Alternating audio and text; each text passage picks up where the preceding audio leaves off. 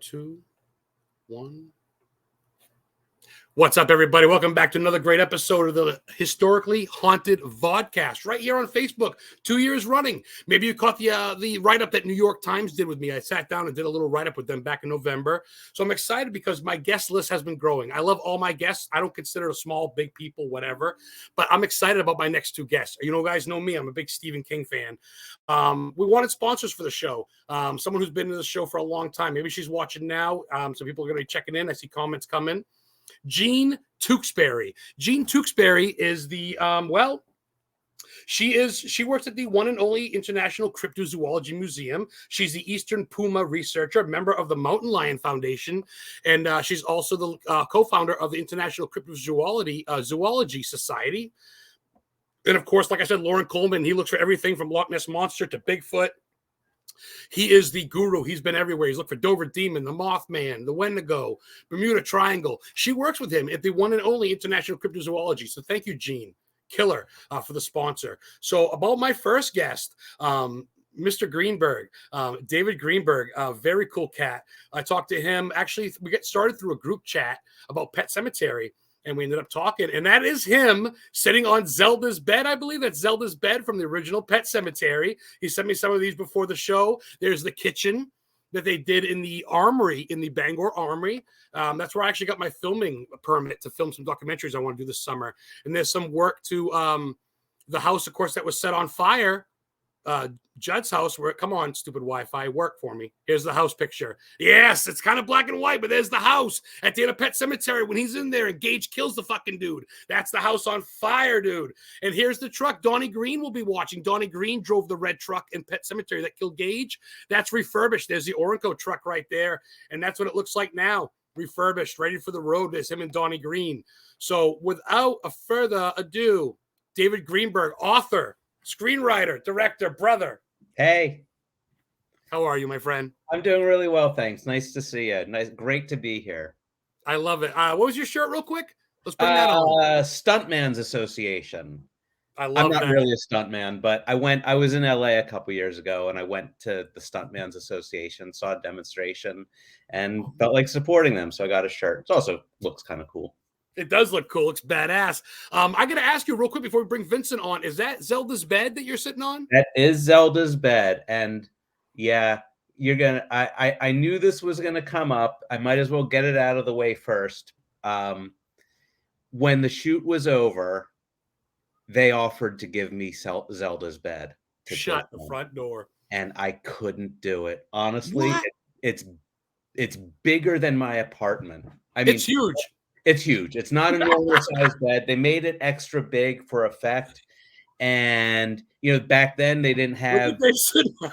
Yeah. I mean, they don't even make mattresses for this size bed. So. 350 thumb. Yeah.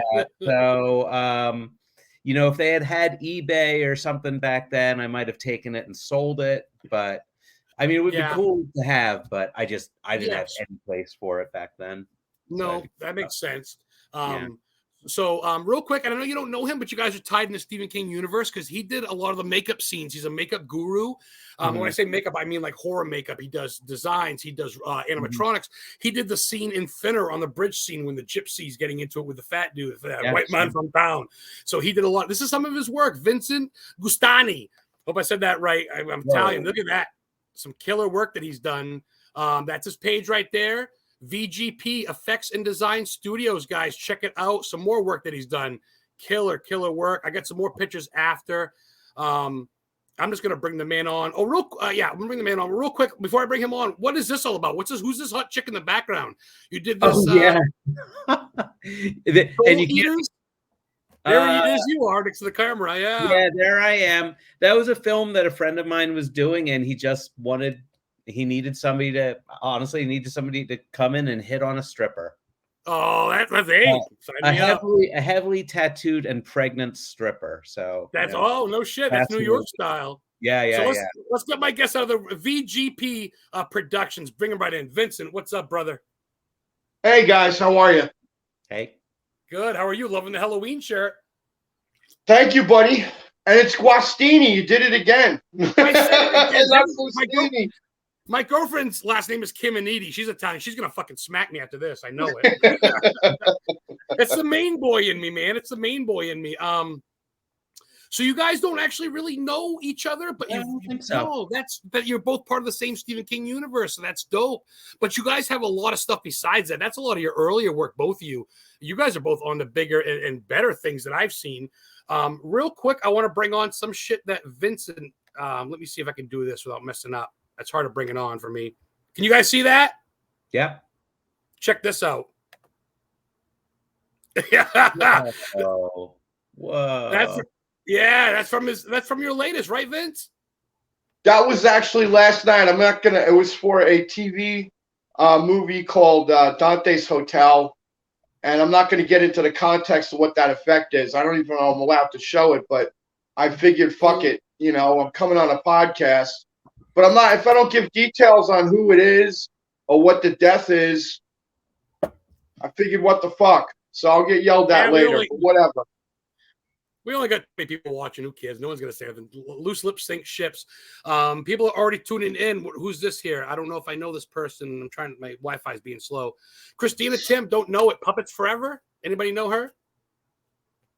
No? All right. Well, she's just checking in. I think I do. Yeah, I think that's a friend of mine. Okay, very cool. She's coming on through the YouTube channel, which is killer. Happy Friday, my friends.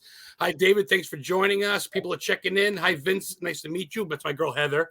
Fellow Italian. Yeah. So I'm going to start real quick since Vince joined us late. My second guest, I want to go right to him real quick, Dave, and I'm going to go right to you with the same question. Yeah. Dude, Vince, what got you started in this, man? What got you started? Was there a movie you saw when you were a kid? Did you like doing costumes and shit as a kid? Makeup and shit? I was watching a lot of like Godzilla movies and Sinbad movies, Ray Harryhausen. So that got my first interest, sparked that. And then as I got into my later, like early to late teens, I started getting in touch with a makeup artist named Dick Smith. And this was already prior to the 80s movies, but really solidified as I saw the remake of John Carpenter's The Thing. So when I was in the movie theater, I saw the reaction to some of the audience members. One in particular where a guy stood up in his seat and he was like, Jesus effing Christ. When the blood test scene came up, and so that solidified my interest in makeup effects. Then from there, that's when I started a correspondence with Dick Smith, and then Dick Smith started kind of mentoring me through mail, and actually snail mail back then, believe it or not, and then through phone calls. And then I opened up my shop, just decided to open up a studio, and he started recommended me for work. And one of the big first studio films I did due to his recommendation was Last of the Mohicans. Wow. That's right. I want to name drop some of the stuff you've done, because you did Last of the Mohicans, you did Scary Movie, you did Jay and Silent Bob Strike Back. I mean, those are called classics, stoner classics. So that just kind of got you started, and you said just roll with it. But I mean, the stuff you do is like, it's almost like Tom Savini, who's a god. You know what I mean? Like, I almost thought some of your shit, I go, that was like fucking, real quick, check this out. This is more vintage stuff. Look at that. Whoa. That's pretty cool, man. Look at that. That's the dude from Men at Work. Don't ever touch another man's fries. Look at that. Look at his ear. That's Keith. That's Keith David from The Thing. Yeah, Keith and David that's from The Thing too. Yes. Yeah, he's Requiem for a Dream. He was in. That's when we first worked together, and I just did a film with him called "It Comes from the Shadows," which was originally called Last Call, which is an upcoming movie, and that's the makeup look he has when he's going through portals of time. So it deformed him. So I got to do that on Keith David, and then that other creature you just showed was there was a PR campaign for DoorDash, and Darren Aronofsky produced that. And I worked with Aronofsky on Aftermath with Arnold Schwarzenegger, and then originally on Requiem for a Dream. And Scott Franklin, who just won the Oscar for The Whale, got me on that doing the creatures for that. So that's cool, man. I actually work for DoorDash. That's funny. I guess she's here for you, brother. She's here for. She calls you the Puppet Master. I'm very punk. I don't know. But yeah, she's here for you. That's fucking amazing because that's where it's at. I mean, we're all horror fans here. We're all, or just art fans. And Requiem of a Dream, very underrated movie. That movie when they get high and their pupils come out and stuff, and at the end, the two girls are having the thing, and they tractor pull, and all the old men in business suits come. What a crazy movie! Requiem from a Dream, man. Check that out. Requiem of a Dream. Check that out. It's very cool. So what? Yeah, it was more of a horror show behind the scenes. It was a very it was probably my most difficult project I ever to work on in my life. Was that one? Really? Yeah. Oh yeah. Me and Ellen Bernstein didn't get along, and there was a lot of behind the scenes stories on that. No shit. Yeah. So it was a hard project to work on. See, from this side of it, we never see that. We just see the lights, camera, action. You don't see. It's just like anything else. You got coworkers. Sometimes they're assholes, they're thieves, they're whatever, and it's like anything else. That makes sense. Well, I gotta thank Jennifer Connelly for getting me through that because she was the sweetie pie that every day got me to set and put me in a good mood because she knows what I was going through. Actress. Oh my god, yeah, that's dope. And you're friends with Mary, the director of Pet Sematary. Mary Lambert, yeah. She actually directed a streaming TV show years ago. She actually put me in a small part in it as a vampire king. A vampire king and like a mafia vampire king, of course. Look at me. Yeah, so I was like the Tony Soprano of vampires. And she's become a really good friend of mine. And she told me all the behind-the-scenes stories on Pet Sematary. So she's not only an old buddy, but of course, I'm an immense fan of Mary Lambert. Gotta be. And speaking of Mary Lambert, that's going to fit right into Mr. Greenberg. David, before we get started about you and Pet Sematary, which obviously one of the biggest things that drew me to you. What say you? Save question with Vincent. What say you? What got you started into screenwriting, directing, and almost the same answer. First, I have to say I not personally, but you said Dick Smith. He's the GOAT. No shit. I put him above Tom Saviani, I think. Wow. Well, I mean, Dick Smith was basically the Lon Chaney of our era, and he started a lot of careers. He started Rick Baker, helped Rick Baker. Baker, yeah. Yeah. I mean, Werewolf, I think. Yeah, Rick was sleeping on Dick Smith's couch, working on The Exorcist. So he really helped out a lot of people in the industry, and he died in his 90s, and every makeup effects person has a story about.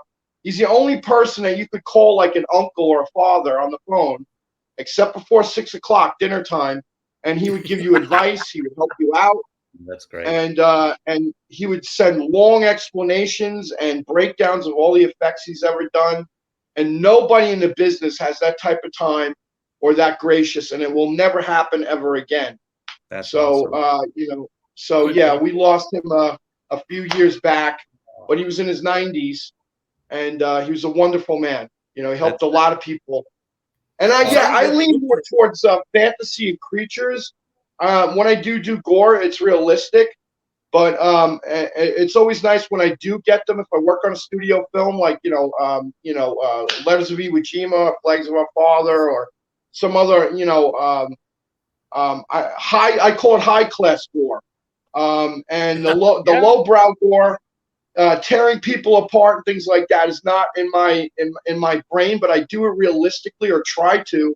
Because that's what the job calls for. I'm doing it for a client, but I'm more about escapism, fantasy. So I lean towards more of the creature stuff. And Tom Savini was a big influence as a kid, of course, because of Grand Illusions. But I'm more like a Rob Bottin, Stan Winston, Rick Baker mentality when I attack fantasy creatures and things like that. So the gore thing isn't really my thing. No, I see that. You must have more of a sci-fi, even like with Dogma and shit. Like it's almost more of a exactly, yeah. Which is basically one of Kevin Smith's best work because it was sort of like a Terry Gilliam, a low-budget early Terry Gilliam movie, and because that was like a fantasy film, and we got to do the wings, which became my logo, because I was already doing effects with, many big clients. But by the time I got to Kevin and that movie came out, the wings became sort of like the symbol of my company. That's what represents on the logo of it. Yeah, that's where you get that from. Back to your question. So much like Vincent, I was a lifelong movie geek. My parents were in entertainment to some degree, nothing big, nothing famous. My dad was a professional dancer. My mom was an actress. Wow. All that had stopped when I came along, but they really loved movies. And so from a very, very early age. Well, you've been doing this since 95.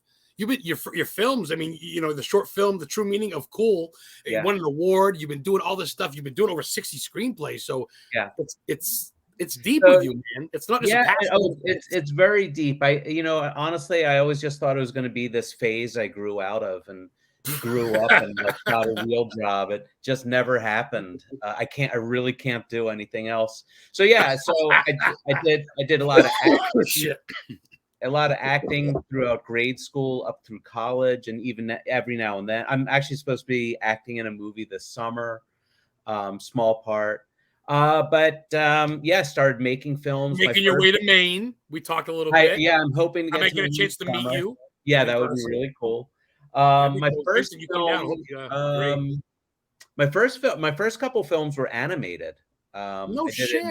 I did an animated I didn't know that. Wow. Version of Frankenstein when I was like 9. Oh, that's cool. And then so my best friend and I pooled our money together and bought a used Super 8 film camera, and started making films with the friends. If you saw The Fabelmans, if anybody saw the Spielberg film, The Fabelmans, about how he got into film, it was exactly the same. I mean, there's a scene in it where in The Fabelmans where someone gets stabbed and thrown off a cliff, and it's a dummy. I did that exact same thing when I was 11. I like go like this with a knife to my little brother, cut, put the dummy in, throw him over the staircase. Y'all are fucking psychotic. This guy's messing with blood and aliens. You're killing your brother. Like, holy fuck. And what do I king? What I can't believe is that, my parents didn't say a thing. My little brothers always wanted to be in film, so I made them dead bodies. So here they are. I poured ketchup over my brother's brand new shirt. Nobody ever said a thing. Parents like, they're playing. They're fine. The funny thing is, sometimes I wish my parents weren't so supportive. But so I decided to go to college for film. I studied film in college. I went to film school, and they were like, "Yeah, great, do it." Yeah. And it was right after film school that I went up to Maine. I did a little low budget film that was shot in Maine called Signs of Life, which I think is more famous now. I literally just found this out a couple months ago. Wow. Remember that band Counting Crows? Yeah. Mr. Jones and Me, or Mrs. Jones, right? Yeah. They got the name Counting Crows from that movie, Signs of Life. Yeah, because you guys heard it here first. I saw it. Yeah, just so.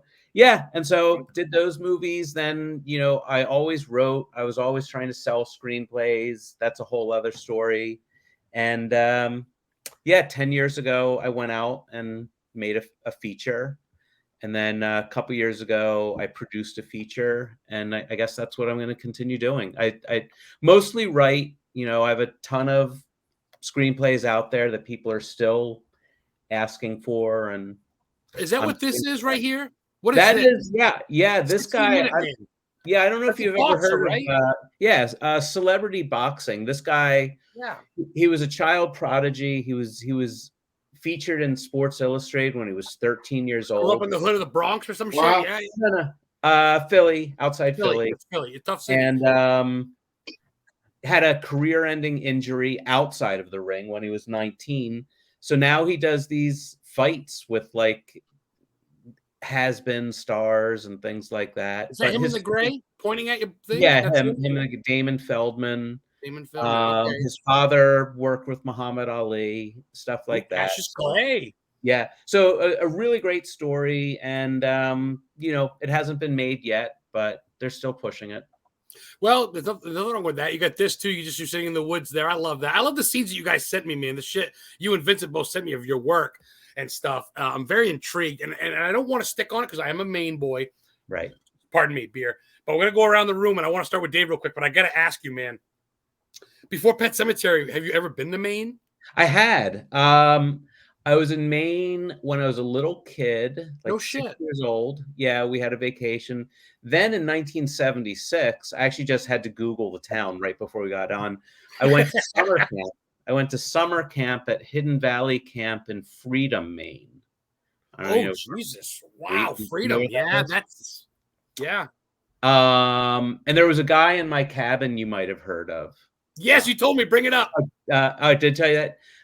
Ben Stiller. Ben Stiller, dude, the comedian.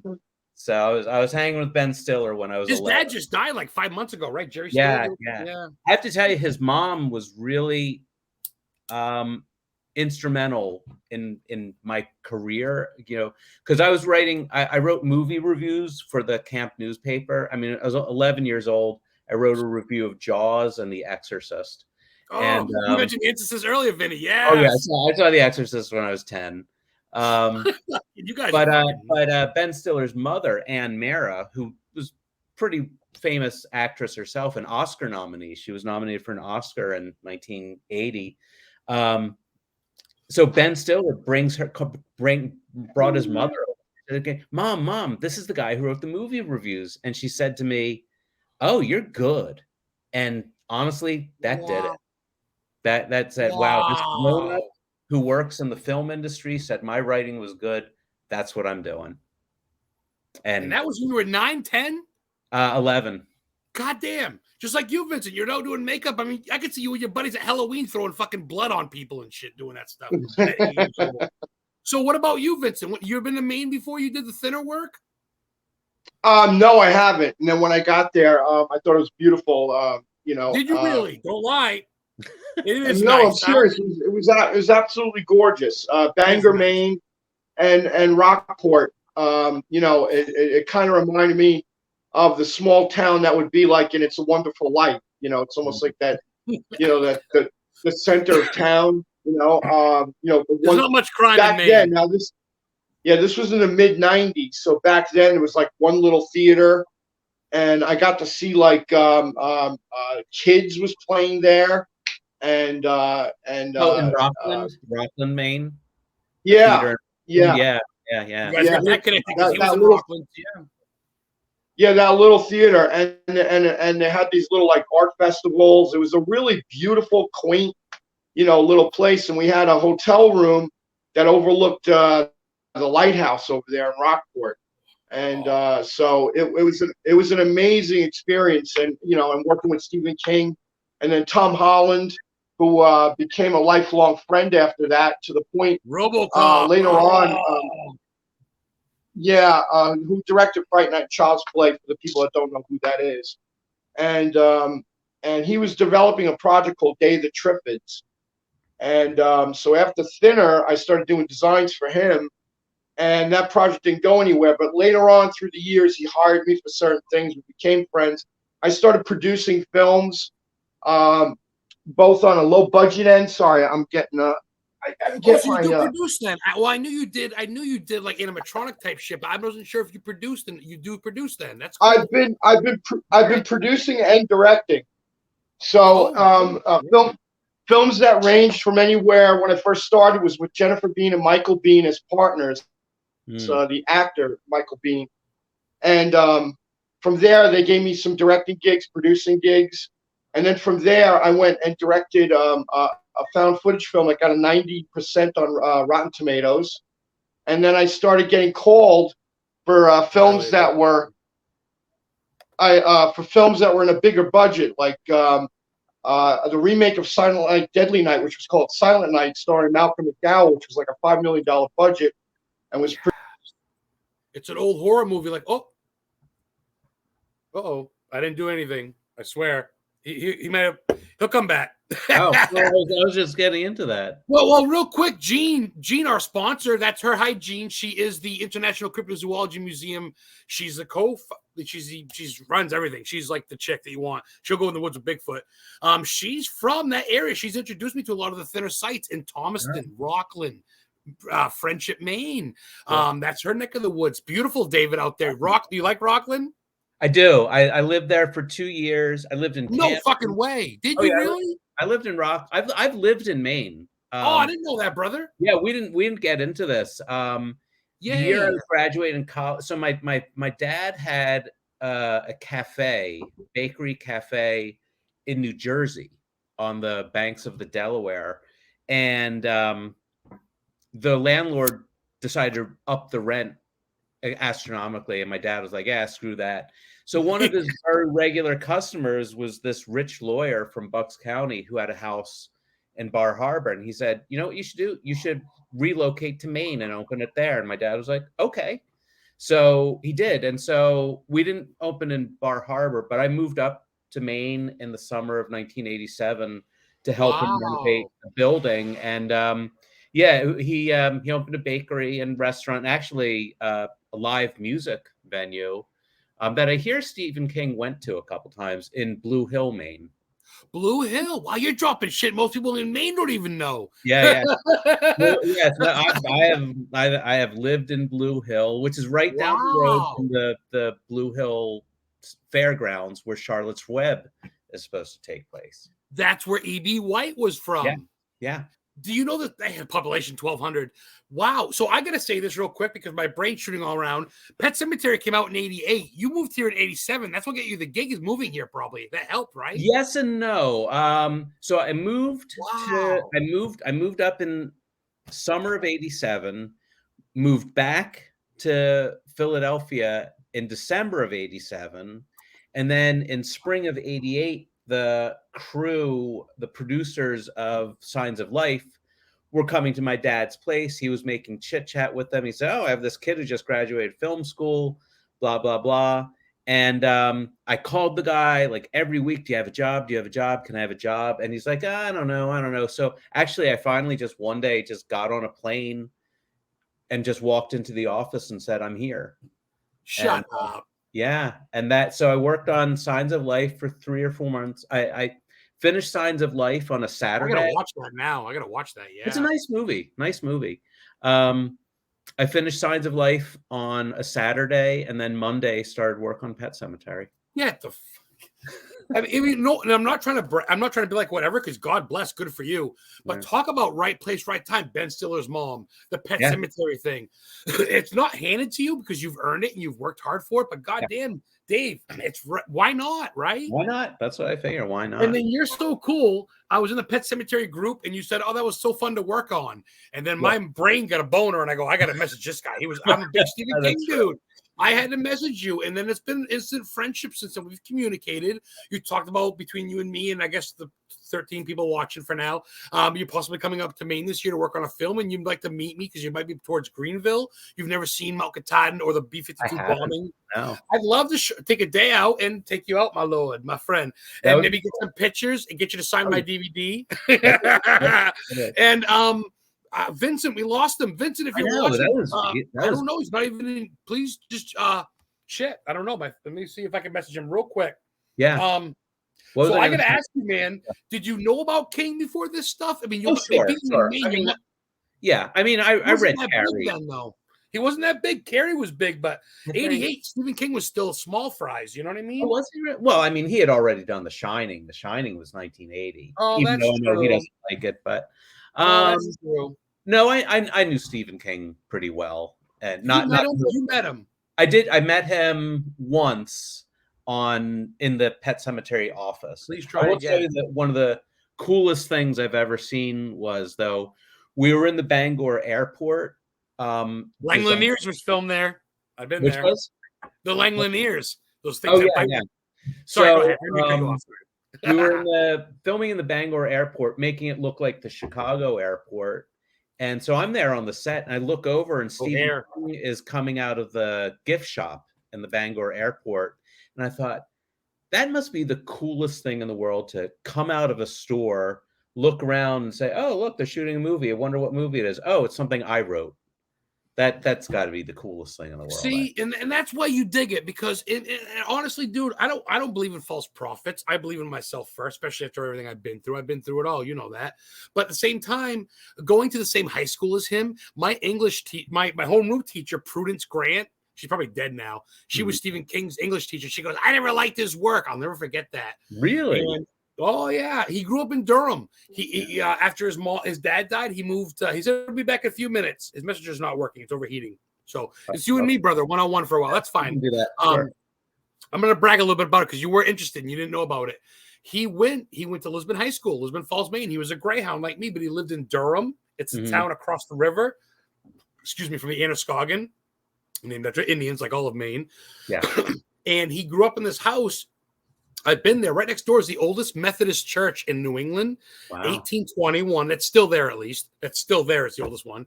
1821. He attended it with his mom, and he actually preached there as a minister. And down the road from that, that's the Shiloh, which is mentioned in the body, aka Stand By Me. Right. And down from that is Run Around Pond. That's where he got leeches on him as a kid and got the inspiration for the leech scene in Stand By Me. So it's all. So I've been to all these sites. You've seen the pictures. I've been to Pet Cemetery. I've been to Hamden Academy where he worked and wrote Carrie. And I'm there could be worse people to idolize. He's never cheated on his wife. He's good to his kids. Yeah, he's a decent guy. He's a really decent guy. And you know what? Here's the thing. He's Edgar Allan Poe of our time, man. I didn't realize it, because he pumps out so many books and they're so popular. It never occurred to me that he could actually be a good writer. But when I started working on Pet Cemetery, for some reason I thought, I should probably read the book. So, well, Heather asked real quick, does this tie in? Heather wants to know what your favorite book from him is. Yeah, that's a good question. Sorry, but that's it kind of ties in what you're saying. Yeah, no, it makes sense. To tell the truth, I haven't read that many, but I will say I was reading Pet Cemetery and I'm like, wait a minute, this is a really well-written book. He's a really good writer. And so I don't know if you know that he has a book about writing. It's called On Writing. I have it, hardcover. And even people who would never read a Stephen King book, never see a Stephen King movie, no, they love it. They're like, wow, Stephen King's On Writing is one of the best books on writing. I got to read it. I have it. I have that, and I have Faithful about the Red Sox. Those are the only two nonfiction. Oh, yeah. Those are the only two, whatever, the two ones that aren't fake that he wrote, so to speak. So, Heather's question. Yeah. I thought Pet Cemetery was really well written. Actually, I think it's a really sophisticated book. It really touches on some issues. It's dark. Carrie. It's dark. It's super dark. I like Carrie. Maybe I might like the movie better than the book, but yeah. The original Carrie or the remake? Oh, I wouldn't go near the remake. I might have seen the remake. I love you. Yeah, that there's some things just shouldn't be touched. I saw the movie again recently, a couple years ago. I was like, that's a good movie. Brian De Palma. They're all gonna laugh at you. Yeah. So don't be biased. Besides Pet Cemetery, the movie, the original, what's your favorite Stephen King movie that you've seen? Oh, good question. Well, Carrie is up there. Definitely. Believe it or not, I was not the biggest fan of Stand By Me. I know that's sacrilegious. It's a Power of Christ compels you. I liked it. I didn't love it. You know what? Also, now I feel okay saying this. I've never been a huge fan of the movie of The Shining, and I know he isn't either. Stephen King isn't either. He doesn't like Kubiak. He likes Kubiak, but not Kubiak's edition. A lot of people don't even realize Shawshank Redemption and Green Mile are King, and those aren't even nothing to do with creatures, really. Having this conversation though, I'm remembering, because I've lived in Camden and I've lived in Rockland, and I used to go by the prison all the time, and it's not there anymore. Yeah. Thomaston. Dude, you know what's funny? Before Vincent comes back, right in back of Thomaston, there's a little boat place and a bridge, and the bridge is gone. That's where the bridge scene is that he did the work for in Thinner when the gypsy guy, it's in actually Thomaston. Because when I went to the bridge, I got a video on my YouTube channel. Check it out, guys. Adam the Historian Ghost Hunter. I've been to all Stephen King's movie sites I've been to, except for the Micmac. But I've been to that bridge. Thomaston. I have to tell you, so I told you I worked on Signs of Life and I worked on Pet Cemetery. Both films used the same location. I should know what road it's on. It's on the road from Blue Hill to Stonington, there's a big field of boulders, and yes, yeah, both films shot there. In North by Arcadia, by the tip of by next to the ocean. No way. Yeah, it's pretty. So yeah, I have a picture of it somewhere, but yeah, I was like, you love Maine down deep. You're a Maine boy down deep. I do. I really do. I mean, I was just, you know, I have a brother and sister who still live there. I have my sister lives in Sedgwick, and I think my brother lives in Castine. Castine. That's mentioned in a lot of his movies and books. Yeah. Castle Rock, Castine, Maine. Real quick, I think we got him. Vincent, do you hear me? Yeah, I don't know. Shit. It was, I don't know. Hey, you know, before I forget though, I don't know if I can ask a question, or I want to mention to your guest, Jean. I gather she has a background in cryptids and things like that. Yeah. It was actually on Jeopardy. It's the only one in the world. And Lauren Coleman, he's been on every documentary there is. If you look him up, he's like the Ed and Lorraine Warren of Ghost. He's that of monsters. He named the Dover Demon in Dover, Massachusetts, the Dover Demon. He's been to Loch Ness looking for Nessie. He's been on every Bigfoot documentary there is. And she is a wildcat chaser. She looks for wildcats in Maine. They found cougars and panthers. You know, I have a screenplay. I was hired to write a screenplay that's set in New Hampshire, and it was supposed to be shot. Yes, and I mentioned cougars in it, and somebody says, we haven't had cougars here for decades, and the person says, yeah, that's what the government wants you to believe. But but back to the cryptids. Just yesterday, I was having coffee with a friend, the guy who I produced this movie with 2 years ago, and he's just getting back from Pittsburgh, where he's scouting locations for a movie about the squonk. I don't know. Have you ever heard of the squonk? No. There's a song by Genesis called Squonk, but I love Phil Collins. Yeah. Is this a skunk ape type thing? Like a skunk ape? The squonk is Pennsylvania's official cryptid. Look, Gene's heard of it. He's heard of it. Yeah, so we're trying to do a squonk movie. It's funny because it's not a really scary cryptid. It's like, according to legend, doesn't have to be, though. Yeah, it's like a big pig with like Chihuahua skin, like those. And the legend is that if you get close to it, it dissolves into a puddle of water. No way! Sorry for yelling. That's cool. That's cool. That's mythical. Like unicorns aren't scary. I'd love to see one though. Holy shit! Yeah, it's a good screenplay too. I really hope he pulls it off. I might work on that. I don't know. You got a fucking awesome brain, David. I'm trying. It works. You should have seen me spending over 2 hours trying to get my printer to work today. It works when it wants to on certain things, right? Yeah, my brain was not especially awesome then. It's like, why does this work? I'm going to ask you a question. And since we're live and we're getting recorded and there's about 15 people watching, if you ever come to Maine and shoot a movie, can I be in it and I'd work for free? Absolutely. I would love to do a movie in Maine. So I'm pretty good. I can act. Wait, what? You don't. No way. Oh, well, because you are, you've become a bit of a personality, and I'm sure a lot of people around Maine know you. I think it would look good. But I love you. I would promote the fuck out of you. You know it, brother. Please do. I would love to. So about a month ago, this woman hits me up. She's a producer based in Las Vegas, but she's from Maine, and I'm completely blanking on where she's. I think she's from Southern Maine, but she worked on one of the Stephen King movies, and I should know it, but I'm blanking it. But she asked me for 2 screenplays. She said, "Hey, can I read this one? Can I read that one?"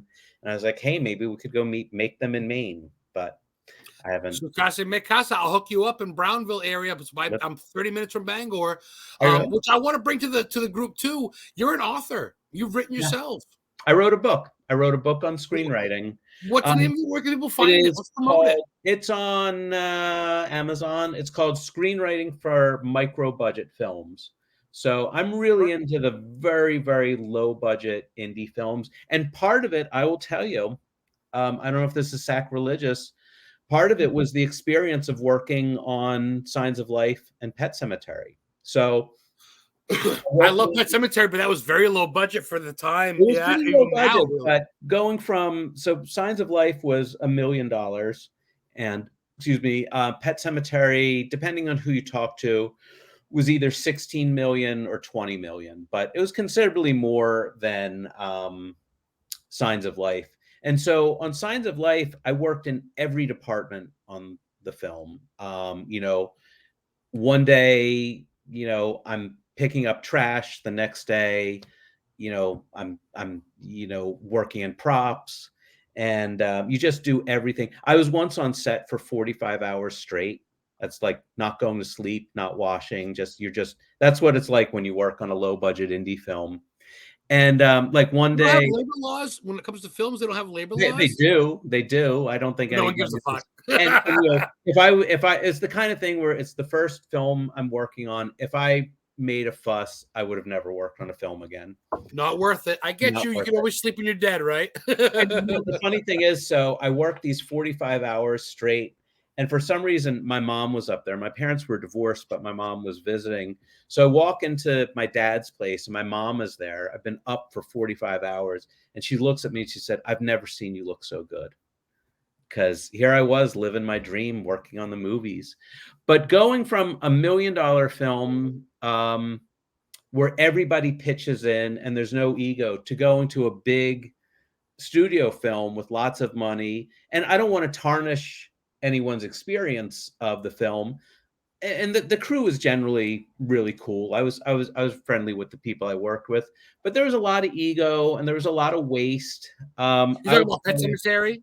This is Pet Sematary. Because you look at the leading actors. He was the dude Lewis. He was the baby face. The chick was kind of hot. She was the hottie. And then you had some. I mean, you got Herman Munster on fucking set. Then I saw the thing the Beyond the Pet Sematary that my buddy Jonathan put on. And you see Charlie Sheen was there. Magic Johnson flew up to Maine. They were on set watching. Oh, Charlie I missed them. Oh, bullshit! You were in it. You were in that documentary. Oh, I'm in the documentary, right? But I never saw Charlie Sheen or Magic Johnson. Charlie Sheen was a friend of Victor Pascow. I forget who played Victor Pascow. Who played? What was Victor Pascow's? Blanking Brad something. Brad Greenlee, something like that. Brad Greenlee, yes, thank you. How I remember that? Right. That was Brad, yeah, or Brad Greenquist or something. I said Greenquist or something. But that's to do with the brain on the I get him confused with the guy. You guys know it was a guy who played Zelda. That was not a teenage boy. He was like 20 or 21. Yeah, he was a gymnast. Yes, I sent him a friend request too. But I will tell you, Rachel. Oh, man, people remember that. I walked into this room once. Remember, can't forget it. Piles of prosthetics. There was just, Judd's like fake Judd's body with his mouth cut open and all this stuff. The mouth when Gage slices his mouth. Yeah, so I saw that. There had to have been a couple $1 million worth of special effects props in this room. And remember I messaged you? It was the Bangor Auditorium or the Bangor the Armory. Center. And you're like, you know your shit. And I'm like, oh, David Greensberg said I fucking know my shit. David Greenberg is like, you know your shit. I'm like, yeah. No, you know yourself. But the thing, Miko Hughes, who played Met him. Did you really play Gage? He's 3 years old at the time of making the film, and he was cool the whole time. There was one day, I mean, I wasn't on the actual set a lot, but he was a 3-year-old kid, and one day he had a little tantrum. I saw him because he's 3, but they didn't want to traumatize him. They didn't want to actually have him hold a knife and pretend to kill. Well, that's when he cut Judd's face, isn't it? The mask you're talking about? Right, but they didn't want to make him do that. But in the end, Fred Gwynne was such a cool guy, and he and Miko Hughes just got along really well, like grandfather and grandson. And in the end, they wanted him to do it. He wanted to do it. So they were going to have a puppet hand with the knife and everything, but no, they really gave him the fake knife and had him do it. But I remember in that thing that the dude shot, that's kind of when he lost his shit because Fred had to go, and when he did that, Miko's like, of course, the kid was in fucking, I mean, like you said, what was he, 3? I think he was 3.5 years old. Was it that young? Really? He was young. I mean, he was like a little kid. That's right. Because you look at he was in Falls a couple years later, and even then, he was. Let me show you something real quick. Yeah, if I can get there. Check this out. Where is it?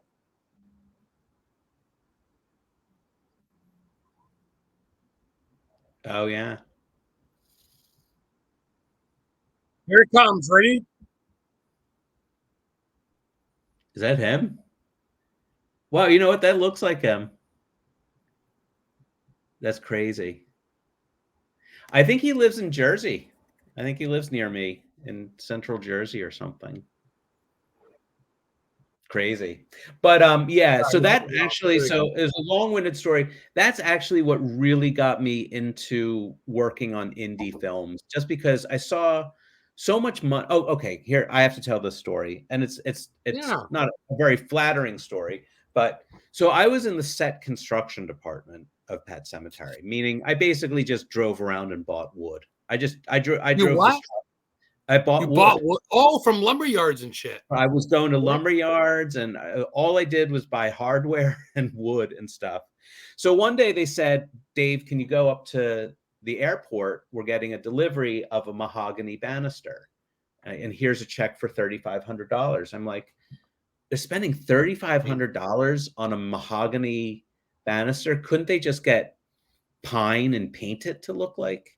Wouldn't it be cheaper to use pine? You would think. That's the bed. That's Zelda's bed, right? No, it was a banister. It was in Judd's house. Oh, I get the pictures of that shit. Yes, it's a banister from, yeah. There's a banister. So there's this $3,500 mahogany banister. And so I thought, what a waste of money. And so I'm going to go see this movie and see how long this $3,500 banister is in the movie. So it comes on, I see it, I counted. It's in the movie for 10 seconds. And I thought, wow, I could make a movie for $3,500. It just seemed like such a waste of money. And so that led me on this path of trying to make movies. Dave, no, that was we had two locations. We had a big warehouse in Ellsworth where we shot a lot. This was the Armory. This was that was done. Judd's house interior was done in Bangor, and I think what was the family's name? Crandall, Judd Crandall, right? Yeah, it was, and Lewis Creed. Creed, but Ellsworth was the city hall with the yeah, that was the city hall, but the inside of Judd's house was shot in Bangor, but the inside of the Creed house was Ellsworth. I heard that was inside someone's house. But the outside facades, of course, was in Hancock, which is named after the guy that signed the Declaration of Independence, Maine. I've been to the side alley in the road where Gage got killed, and I've been there. It's personally owned now. They're on the porch drinking lemonade. They waved to me. I walked down to the path, which they led to the Pet Cemetery. It's actually a stream, because then that goes to Southwest Harbor-ish, where they shot Storm of the Century. But up there is the rock quarry, where he goes, not much longer now. And Lewis goes, you keep saying that. You see a rock quarry, a bunch of water with a rock in the middle. I want to address Megan's question. Megan has a question. Did they sell the banister? Oh. No, it burnt. It what? Burnt. Well, isn't that what, Dave, isn't that what this is? Shit, I'm sorry. There might be a picture. Yeah, there might be one of the isn't that what this is burnt in the, not that. I'm sorry, guys. Let me get to it. Yeah. The picture you have, and it's burnt, though. Like this. Shit. What the hell is it? Right there. Isn't that it burnt? Isn't that a banister? That's part of Judd's house. Yeah. I'm black part historians right here. Oh, maybe that is the banister. Yeah, right? Yeah. But no, it was completely wasted. I mean, I guess it's not wasted because the movie made money. And so what happened to the bed when you said no to it? I bet they trashed it. I'm afraid they trashed it. Yeah, I know. Yeah, I don't know if I think it was before we got on. I don't know, or if we said it, but they offered me Zelda's bed at the end of the shoot. Did you take anything at all from the something? I don't think I did. Dave, stop. Maybe got one thing. Oh, well, you guys didn't know it'd be. We didn't know. Yeah, we didn't know. It's great, but not like the first one. People love it. Yeah, but yeah. So my whole thing. So you asked me about my book. So I wrote this book about how to write movies that can be done for really low budget, because it's not like regular movies. Regular movies, Pet Sematary, they write the book, they write the screenplay, they come up with the money for it, but most regular people can't do that. Oh, it looks good. Ooh. This Alexis Aaron, she makes her own candles in New Hampshire. Fruit Loop candle. Wow. She's a single mother of 3. She doesn't get a boyfriend, but she's got 3 kids, and she makes candles and incense and stuff. And she supports the show. And she lives, well, her mother's from Derry, New Hampshire, not Derry, Maine. She lives in Maine area, but she watches every week. So I just want to say kudos to her. But yes, Dave. No, Dave. This is about you. I want to talk about you being an author, man. This is big. I don't want people to know. Oh, yeah.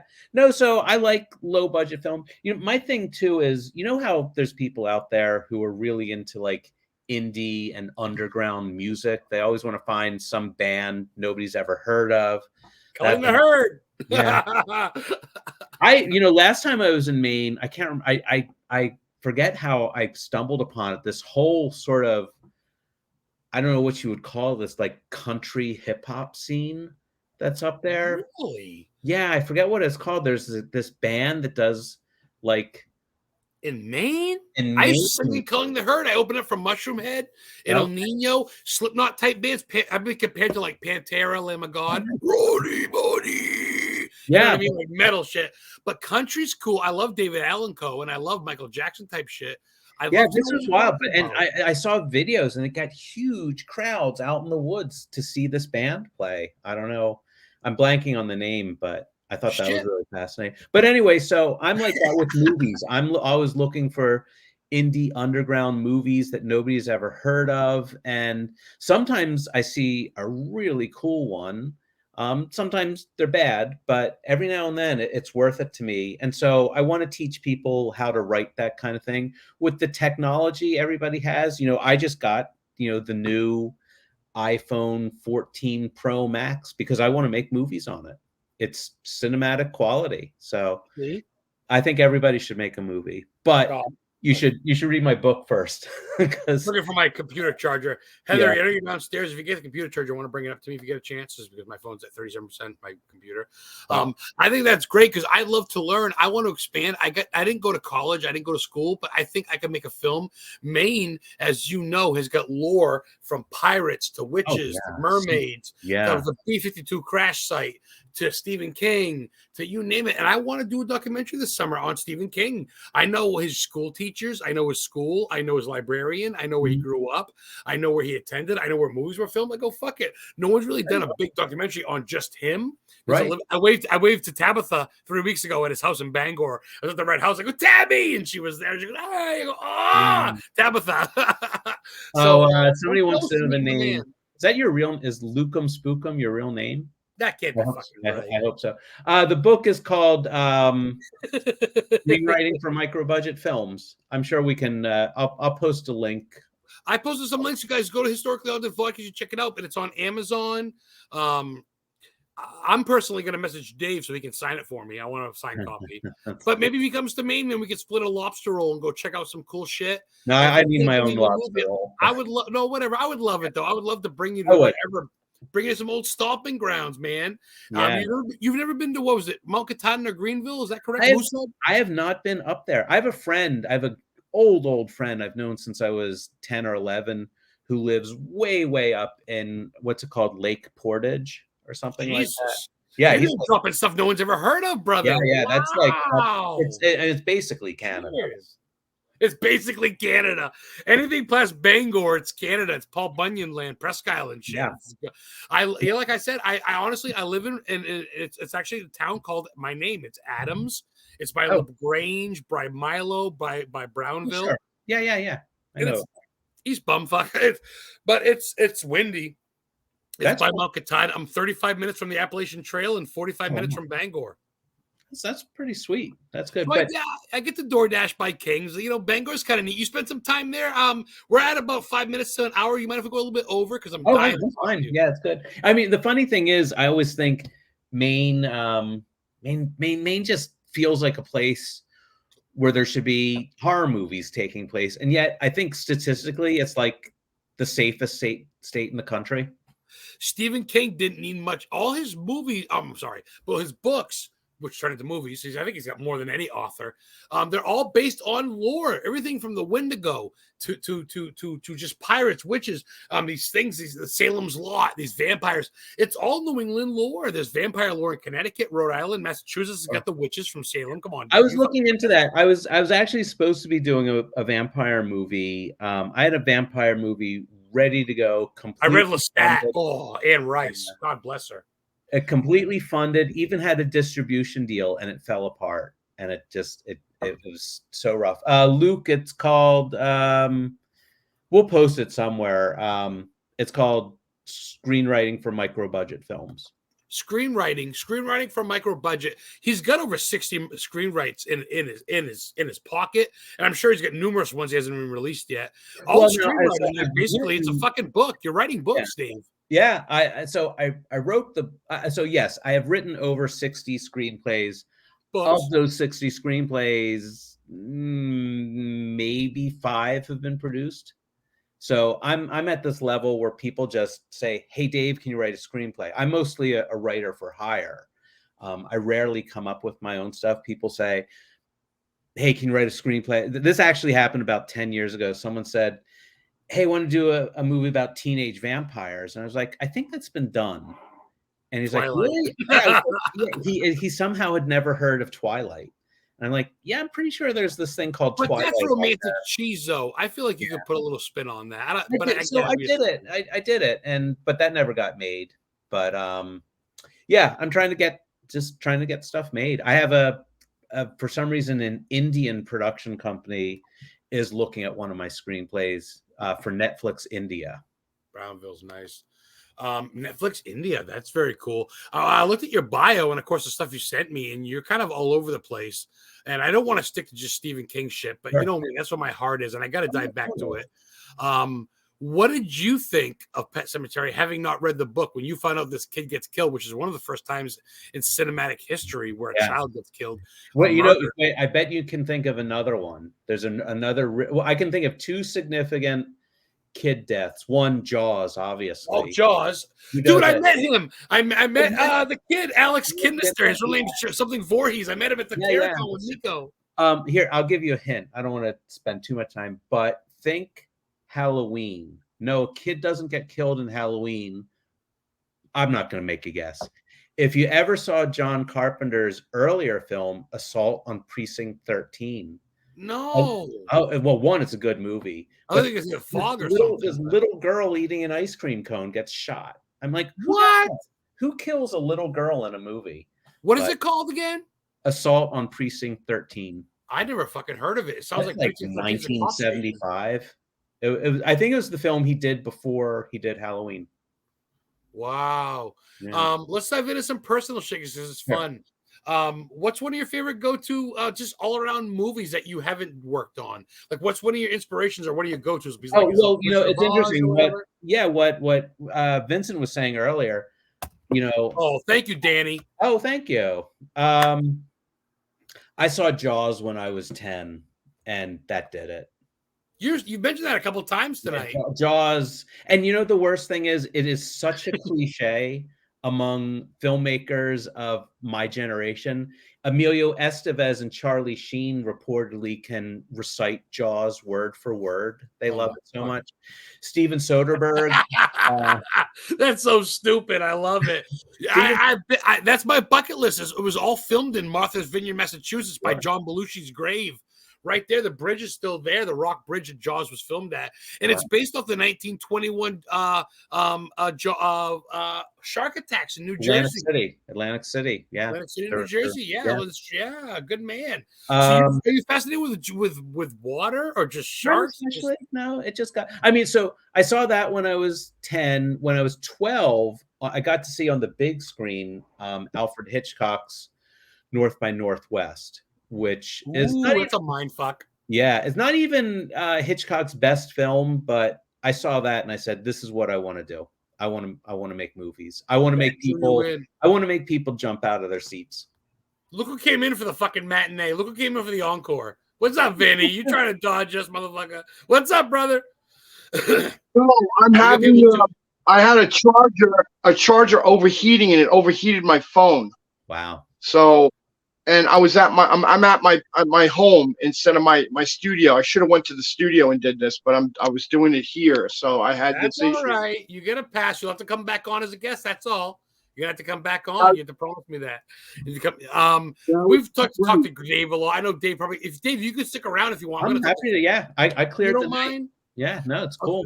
Vinny, I'm going to catch up with you because I've got to know a lot about Dave, and I still got so many fucking questions for this cat. I'm going to have to guys come back on. We'll have to come back. Yeah, totally. But for now, Vinny, let's see. You guys can ask Vincent some questions. Hey, Betsy, everybody checking in. What's going on? Thank you, everybody, for checking in. So what's one of your favorite projects to do, Vince? What's one of your favorite projects that you've worked on? Like, what are your favorite characters that you've made where you're like, I really love this guy? I would have to say that I'm most proud of as a character, even though it wasn't fun to work on, was probably the work I did in Requiem for a Dream. Just the fact that she's aging and turning thin through there in prosthetics, and people didn't realize that. So that was probably one of my favorites. The Wings and Dogma. The first two films I did with Kevin, which is Dogma and Jane Silent Bob Strikes Back, was probably one of the most wonderful, fun experiences on set, and as well as, of course, Last of the Mohicans, just being on set with Michael Mann. Clint Eastwood. Legend. Clint Eastwood with Letters of Iwo Jima. Working with Buddy Van Horn, who is a legendary stuntman for Clint for decades. Stuntman, Clint stunt guy, yeah. So I have a lot of great stories to pick some of that out right away. But those are the things that are like top in my head. Working with Joe Dante. Working with Tom Holland on things. James Gunn was a lot of fun. He did the Langoliers too, didn't he? He did Thinner and the Langoliers. Tom Holland, didn't he do both for King? I actually designed the Langolier creature, and it was CGI'd. And terrible. Even Holland hated the CGI in that. He thought, and looking back on it, it looks like South Park animation, which is the 90s, for Christ's sake. You can't do too much. Yeah, it was an $18 million TV project at the time, and so that was it was a little bit of an embarrassment on the CGI end of things. But I know that was a long time ago, but still. Not a high mark in CGI, and but it was cool to design the creature for that. And Stephen King liked it so much that he was walking around Bangor, Maine with it, and went to a hot dog stand, was ordering hot dogs, and had the thing and put a hot dog in its mouth. And I believe that model's on his fireplace. So. I love you guys. Cool.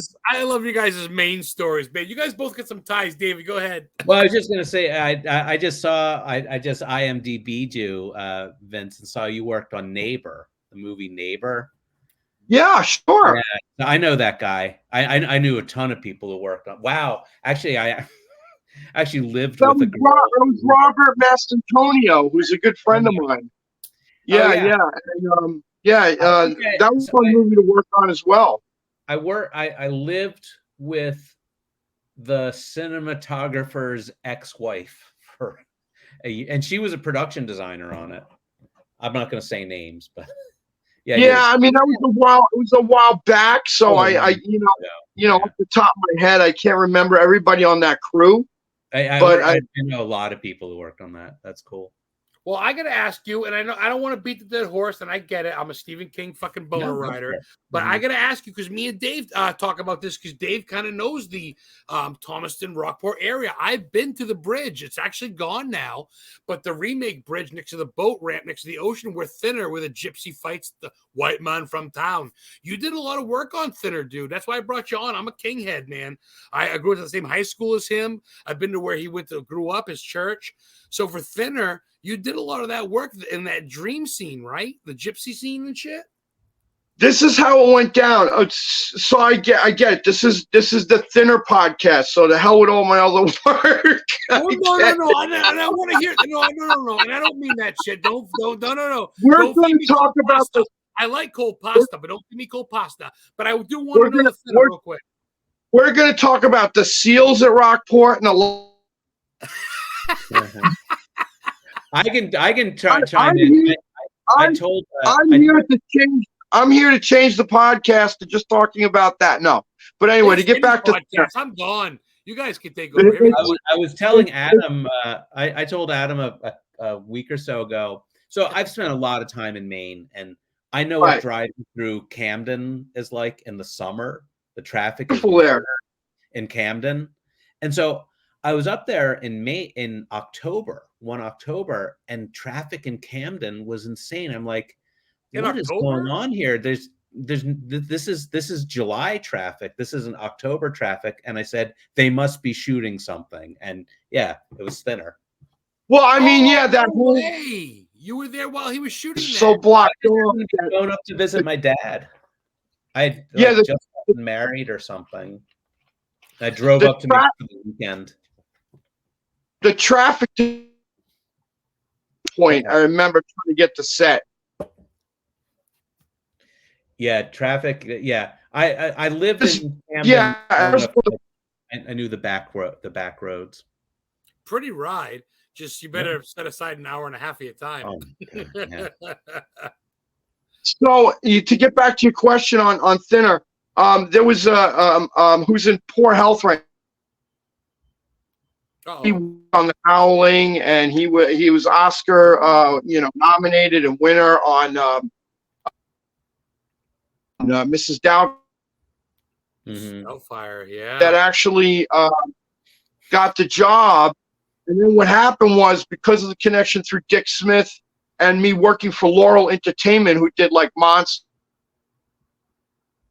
Through that connection, I got called from Greg Canham to come up with another artist named Bob Layden to supervise and do all the effects on set for Thinner. So that's when I went up there to do that for him. And I normally didn't work for people. I had my own studio, but because Greg was I was such a big fan of his, to work with somebody like that, I couldn't pass the opportunity by. So we connected. We became real good friends, me and Greg. And then I basically, me and Bob Layden ran all his effects, did all the makeup, applying it onto Robert Burke, who's also another lifelong friend at this point. Him, the fat makeups, the lizard guy, and all the effects that you see, and assisting Greg when Greg came up to check in on things, stayed for a couple of days, left. So that's kind of how that.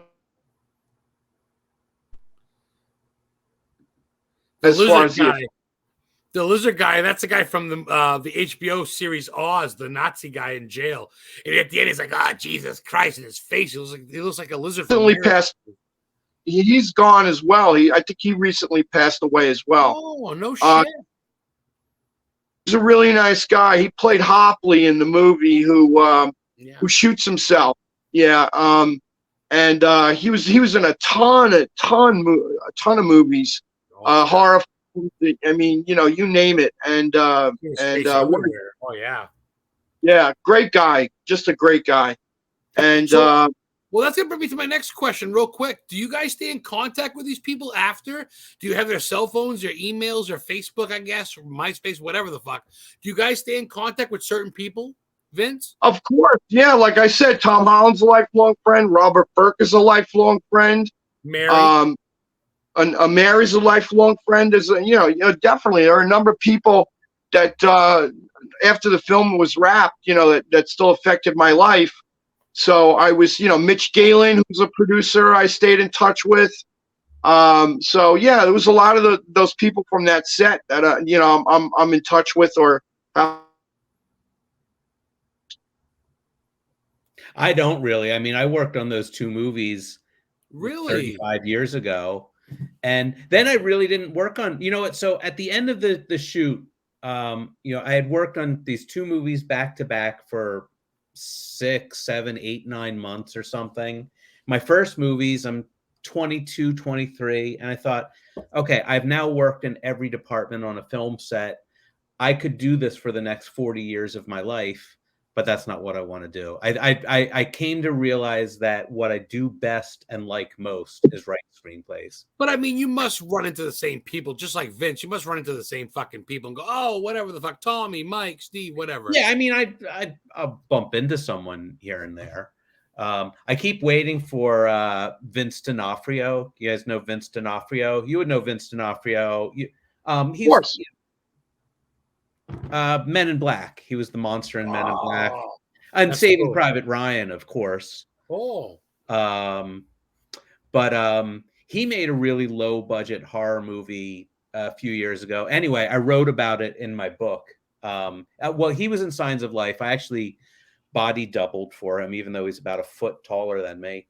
But he made this kind of horror musical a few years ago, and I wrote about it extensively in my book. And I keep waiting for somebody to say, "Hey, this guy wrote about your movie. Do you want to take him out or something?" Smart. Yeah. Before we get into plugging some shit, I want to have some fun. Dave, what's one of your go-to for music? What do you like to chill to? What do you like to get you? Oh, music. Oh, that's a good. Oh, that's a tough people call. People like to touch on bed shit. What's one of your bands? Give me like 3 or 4. 3 or 4. Well, okay, okay. Here we go. I because I'm a writer, I'm a storyteller. I always have to tell a story. There was a study done a few years ago that found that people, especially male people, always go back to the music they listen to between the ages of 16 and 20. So, which is only partially true. I still have my eyes and ears open for new music. Vince. Okay, so I know it's gonna. Don't hate on me too hard, but I like you too. Classic. Yeah. Okay, that's cool. Give me a couple more. I like you too. Bono's a good respect. Yeah. What about? Oh gosh, off the top of my head. Real quick, you know what's funny? My first concert was the Ramones and White Zombie. Wow. I've been to Sleepy Hollow Cemetery where Ramones filled Pet Cemetery and Sleepy Hollow Cemetery, and of course I've been to Stephen King's house where they went and wrote it. So Ramones got a place in my heart. You like? I've got I have a place. It's funny because just the last week or so, I've had the Ramones song "Bonzo Goes to Bitburg" in my head, which is a really good song. I saw the Ramones 4 times. Only seen them once. Joey. Yeah, I think it was just the anniversary of his death. He died. He was listening to a U2 song when he died. But don't shut the front door. It was a great, because they say they were heavily influenced by the Ramones. You guys know so much random weird shit. I can't wait to rewatch this tomorrow. So I listen to a lot of music when I'm at the gym. I don't know. Give me one more. Rage Against the Machine. Oh, I didn't expect that. Yeah, that's most people don't. That's cool. Vincent, what say you? Give me 3, 4 bands you like, brother. I'm a Barry Manilow and Barbara Streisand are my 2 favorites. Don't fucking lie to me, you bastard. Do not lie to me, Vincent. Either you're one of the most glorified people I know or you're a rotten liar. So go ahead and tell me it's Metallica and what. Go ahead. Barry Manilow. Edit. Yeah. Cut. Anything that's 80s and everything soundtrack wise, so I'm more of a soundtrack guy. And like I said, anything 80s. Oh yeah, Hans Zimmer and John Williams and the epic bells. All that stuff. Any movie soundtracks is what I mostly listen to. Ambient music and anything from the 80s. My favorite band of all time is a new band that's been out, that's been has been going worldwide. They're an 80s retro band, but they don't do 80s songs. They come up with their own 80s type of feel music, and they're called The Midnight, which is a very big. Hey, I've heard of them up in Coving. Yes, The Midnight. Yeah, they're huge. Yeah, they're all over the world now, and I just recently saw them. And they're incredible, and they're lending their music to soundtracks now for movies. So I mean, and of course, Tangerine Dream. Because some of my favorite films are like Blade Runner, and Hans Zimmer's soundtrack to 2049 is amazing. You know, movies. You guys live and breathe movies. From have you ever movie seen what's it called, Sorcerer? of course. Yeah, Tangerine Dream. That's a good movie. Yeah. And I'm Jeff reluctant to say you know, of course, with Tron Legacy soundtrack, which I know is a little played out now, but I still think it's one of the most amazing soundtracks as well. You know, so I'm a movie guy. It doesn't have to just be horror. You know, it's everything involving great film.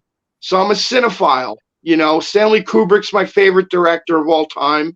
Really? You know, yeah. Really? That's Dave, my mind. Who's your favorite director? That's a great question. That is a really good question. I have a friend who once said, "You're either a Stanley Kubrick person or an Orson Welles person." I'm an Orson Welles. I like them both. That's fucking funny. I can see why. Yeah. I just taught Vincent D'Onofrio played him. Yeah, Vincent. Yeah, he was great as Orson Welles. Yeah, just looked just like him. He played him twice in a short film where he played him, but he also played him in Ed Wood. Yep. Yeah. Wow. That one scene, you would think it was him. Yeah, you thought it was him when you saw him. Yeah, he was good. Yeah. Hey, do you guys see who I have coming on 2 Fridays from, not next Friday, but the Friday after? I don't know. I have Walter Fellin. He played Dr. Satan in Rob Zombie's House of a Thousand Corpses. Oh, nice. I like that one. With the gas mask, Dr. Satan. And 2 weeks ago, I had Sandy Johnson on, who was Michael Myers' first kill, and her sister, in 1974 Playmate in June. She was born in July. She blew me a kiss. She blew me a kiss online. She's still hot for like 82. I don't give a shit. She was awesome. We're a little bit over. We're like 20. Can we go another 13 minutes? Is that cool? I'm good. I'm having a ball. I know wrestling's on. SmackDown can wait. I'm a big wrestling fan. What do you guys? Well, I got one more piece of information. I know that would be it's sort of exclusive, and since this was a Stephen King thing and a Thinner thing, I know he's going to go crazy. Sometime in July.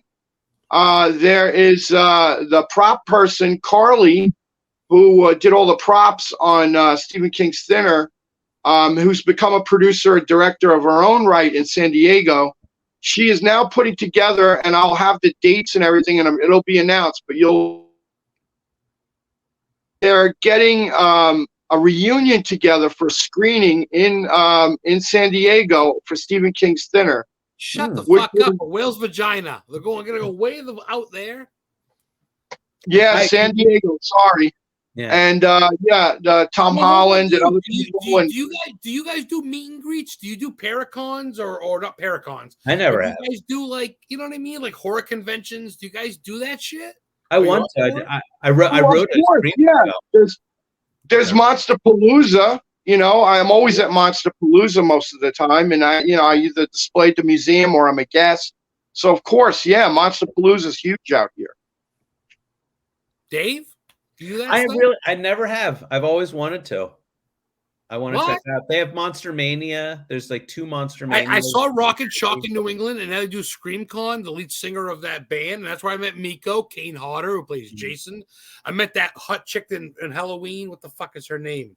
Everybody loves her. Danielle Harris. Danielle Harris, thank you. I met the new Mike Myers, Mike something McCourtney. I met the old one. Yes. Just guys, if I'm gonna lose you because my phone is overheating again, I'm having issues again. It's this fucking charger. I don't know what's going on in this house, but can I message you and have you by yourself? Oh fuck. I tell you, I'm sure you can hook him up, but this guy's got his own production company and he can't. Yeah, no, I want to meet up with him. Tell him if he needs a screenplay, let me know. I'll get him straight on. But Dave, I'm gonna milk you for 11 minutes. Is that go cool? For it. I'm good. If you want to go, that's cool. I'll get a little bit of a buzz. No, I'm having a good time. I feel like you're a friend of mine because we've talked. Yeah, and dude, I'd love to just meet you, hang out. So as far as like what is Dave Greenberg? David Greenberg, what do you have planned for 2023, 2024? That's a really good question. Yeah, you want to make, you got 60 fucking screenplays, brother. Yeah. You're going to make some into a movie, independent. I don't give a fuck. Yeah, absolutely. Night of the Living Dead was a B movie, okay? Sure. Hey, a friend of my, an old friend of my parents invested in that. He gave George Romero some of the money for Night of the Living Dead. Are you fucking serious? I mean, a little bit. They were old hippies back then. Dave, but they knew him? Not my parents. My parents' friend knew him. I drove to Evans City, Pennsylvania last summer just to go to the cemetery to see where the Crazies and Night of the Living Dead was filmed. The big thing downtown is my profile picture, Night of the Living Dead. I've been to the Monroeville Mall for Night of the Living Dead 2, Day of the Dead. I mean, this is in your blood, Dave. Oh, right? Totally. I really screenwriting, authoring. What would you be doing? What, working at Walmart? Come on. Years ago, I was bartering with this woman. No, I mean, I hope nobody here works at Walmart. But anyway, I did for a month. It sucked. This woman hit me up and she said, "Hey, I wrote a screenplay. Could you mentor me? Could you give me advice on it? And I'll barter with you." She wasn't going to pay me. So she was a professional executive headhunter.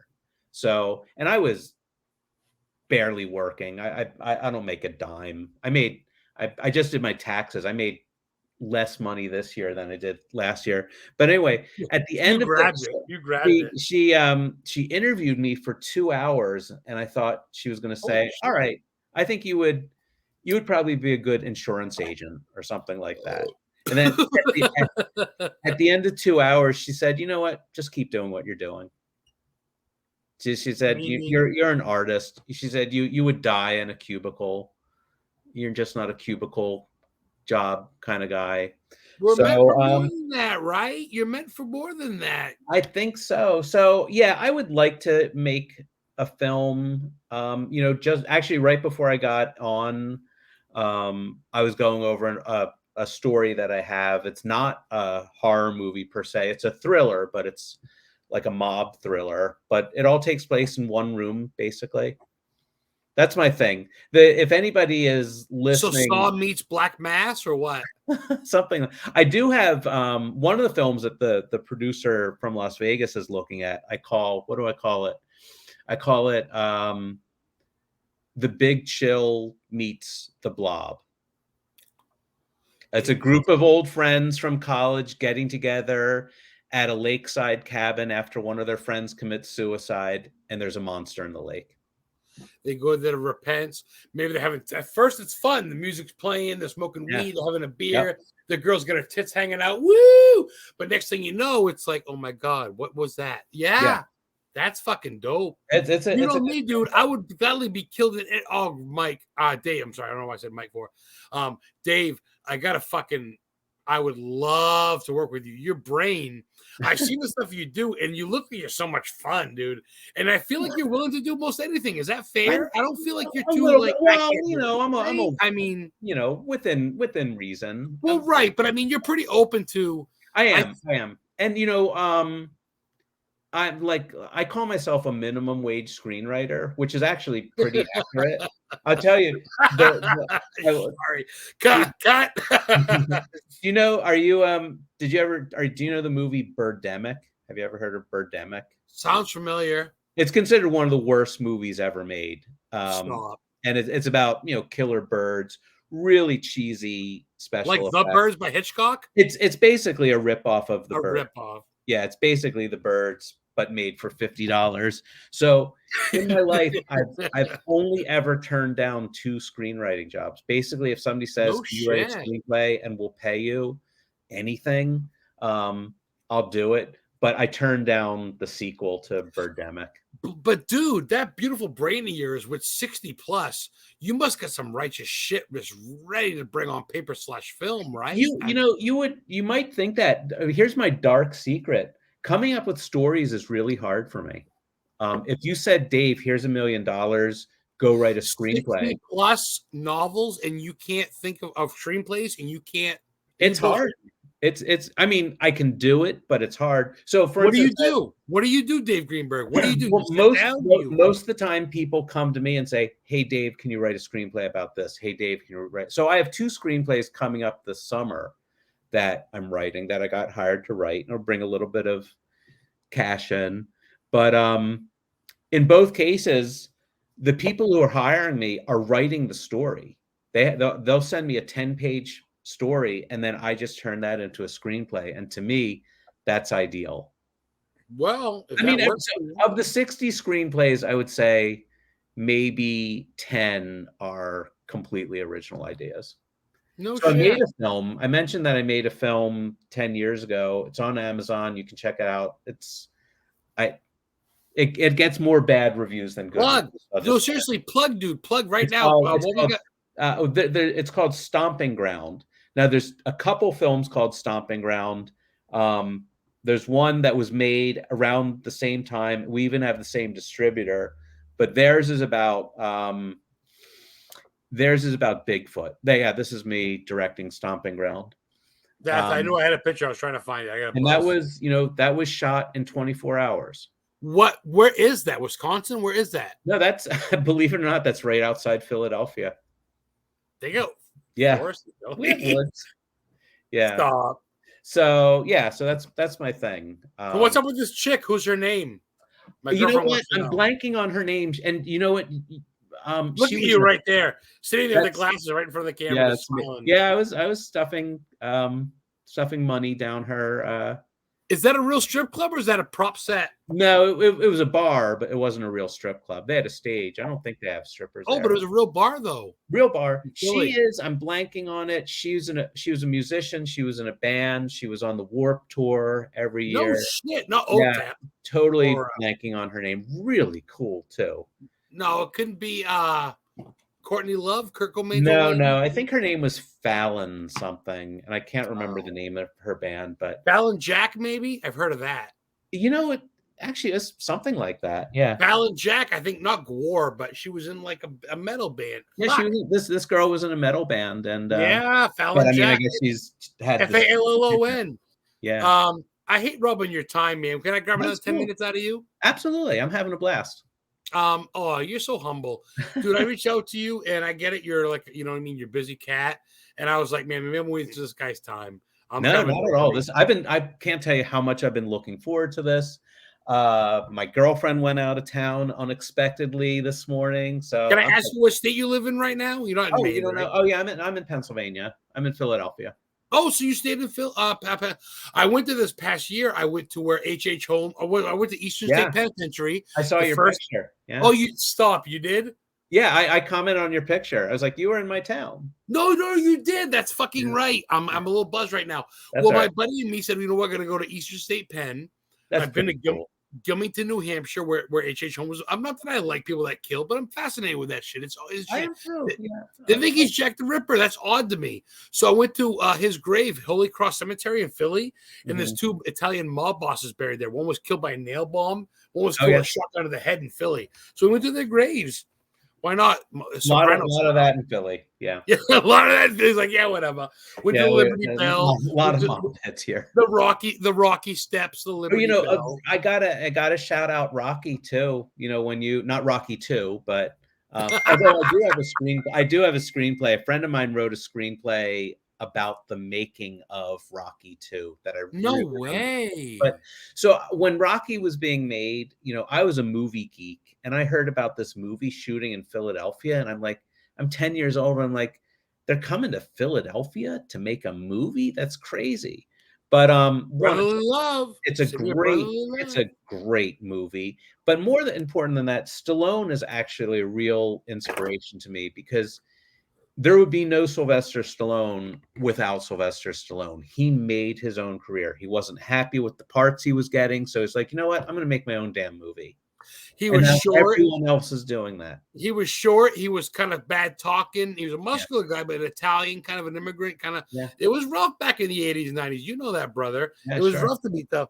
I can ask you a question. If you came back to Maine, would you be able to meet Stephen King with me? Would you be able to call him up and be like, hey? I couldn't arrange it. I can't call him. But if you had, he doesn't know me from Adam. I was gonna say he must not know a lot of his people, and I think in his age, but I hear he's humble though. From what I hear when you Really meet him, he's just wearing a bullshit shirt and just how's it going? Dude, I'll tell you when I met him, I shouldn't tell the story.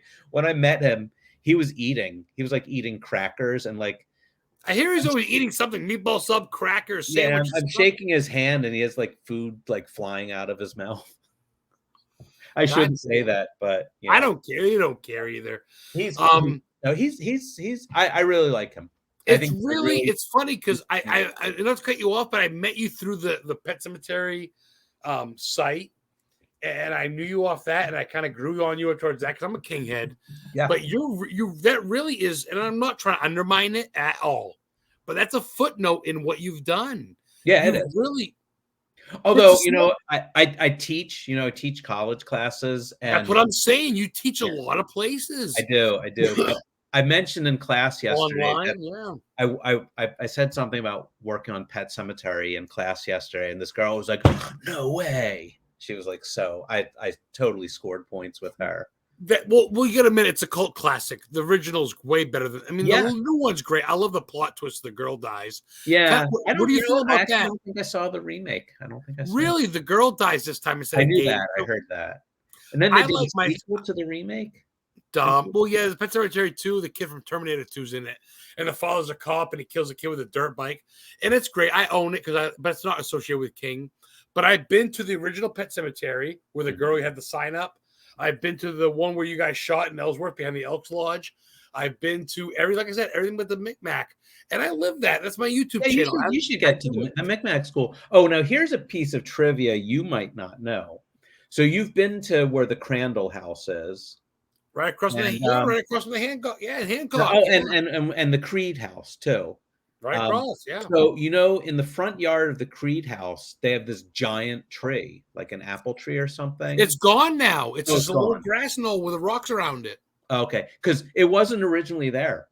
They brought it for the set with a tire swing when the girl fell off and it snapped. And if you watch the thing, and I talked to the owner, she goes, "That was gone." She goes, "That was gone years ago." They're not the original owners. People that own it now only own it like 5 years ago. Oh, okay. But the house is yellow with a red roof. God damn it, still the same color. And you know what? Another little tidbit from the set though was, well, you know what it's like in Maine in August. The leaves start turning colors. And yes, foliage, the apples start coming up. It's warm, but I tell you what, dude, you know this, brother, and I don't need to sell it. Maine's goddamn gorgeous. And I hear people like young people move here, but between Lore, Greenville, the Moosehead, I'd love to meet you and bring you to the B-52 crash site in 1963. Yeah, I'll try to. I'm gonna have to find a way to get up there longer. I was only thinking going up for like Dave. If I see a post you coming to Maine, you'll hit me up, Dave. I will definitely do that. I'm gonna defriend you. At one point in Pet Cemetery, the leaves started turning color, and it was wrong for the movie because the movie takes place in summer. They painted the leaves. They took a green, like a shoot, like a power, like they actually spray painted the leaves on the tree. I could have swore they had Thanksgiving or Halloween at the house. No shit. Oh, maybe. Oh, well, yeah, for this one. But in the beginning, it was. Remember, it's the beginning of school when Victor Pascal gets hit by the car. So when did you guys start filming? Do you remember? Was it like August? I think. Well, it was late then. I think. No, it might have been July or August. Shit. I finished Signs of Life. It was Black Fly season. Maybe it was June. It might have been June. But you're a Maine boy at heart, motherfucker. I thought you just visited the place. I didn't know you lived here, brother. Oh, yeah, I know. I have moved to Maine and back 5 times. You still got kin here? You still got blood? Yeah. I have my brother in Castine and my sister in Sedgwick. And actually, I have extended family, or my ex-wife's family is there. My ex-mother. You said that earlier. That's right. I'm still very close with my ex-in-laws, but my mother-in-law was born in Maine. Well, you said that earlier. That's right. I remember you said, my bad. And her father was a pretty well-known artist who was friends with Andrew Wyeth and stuff like that.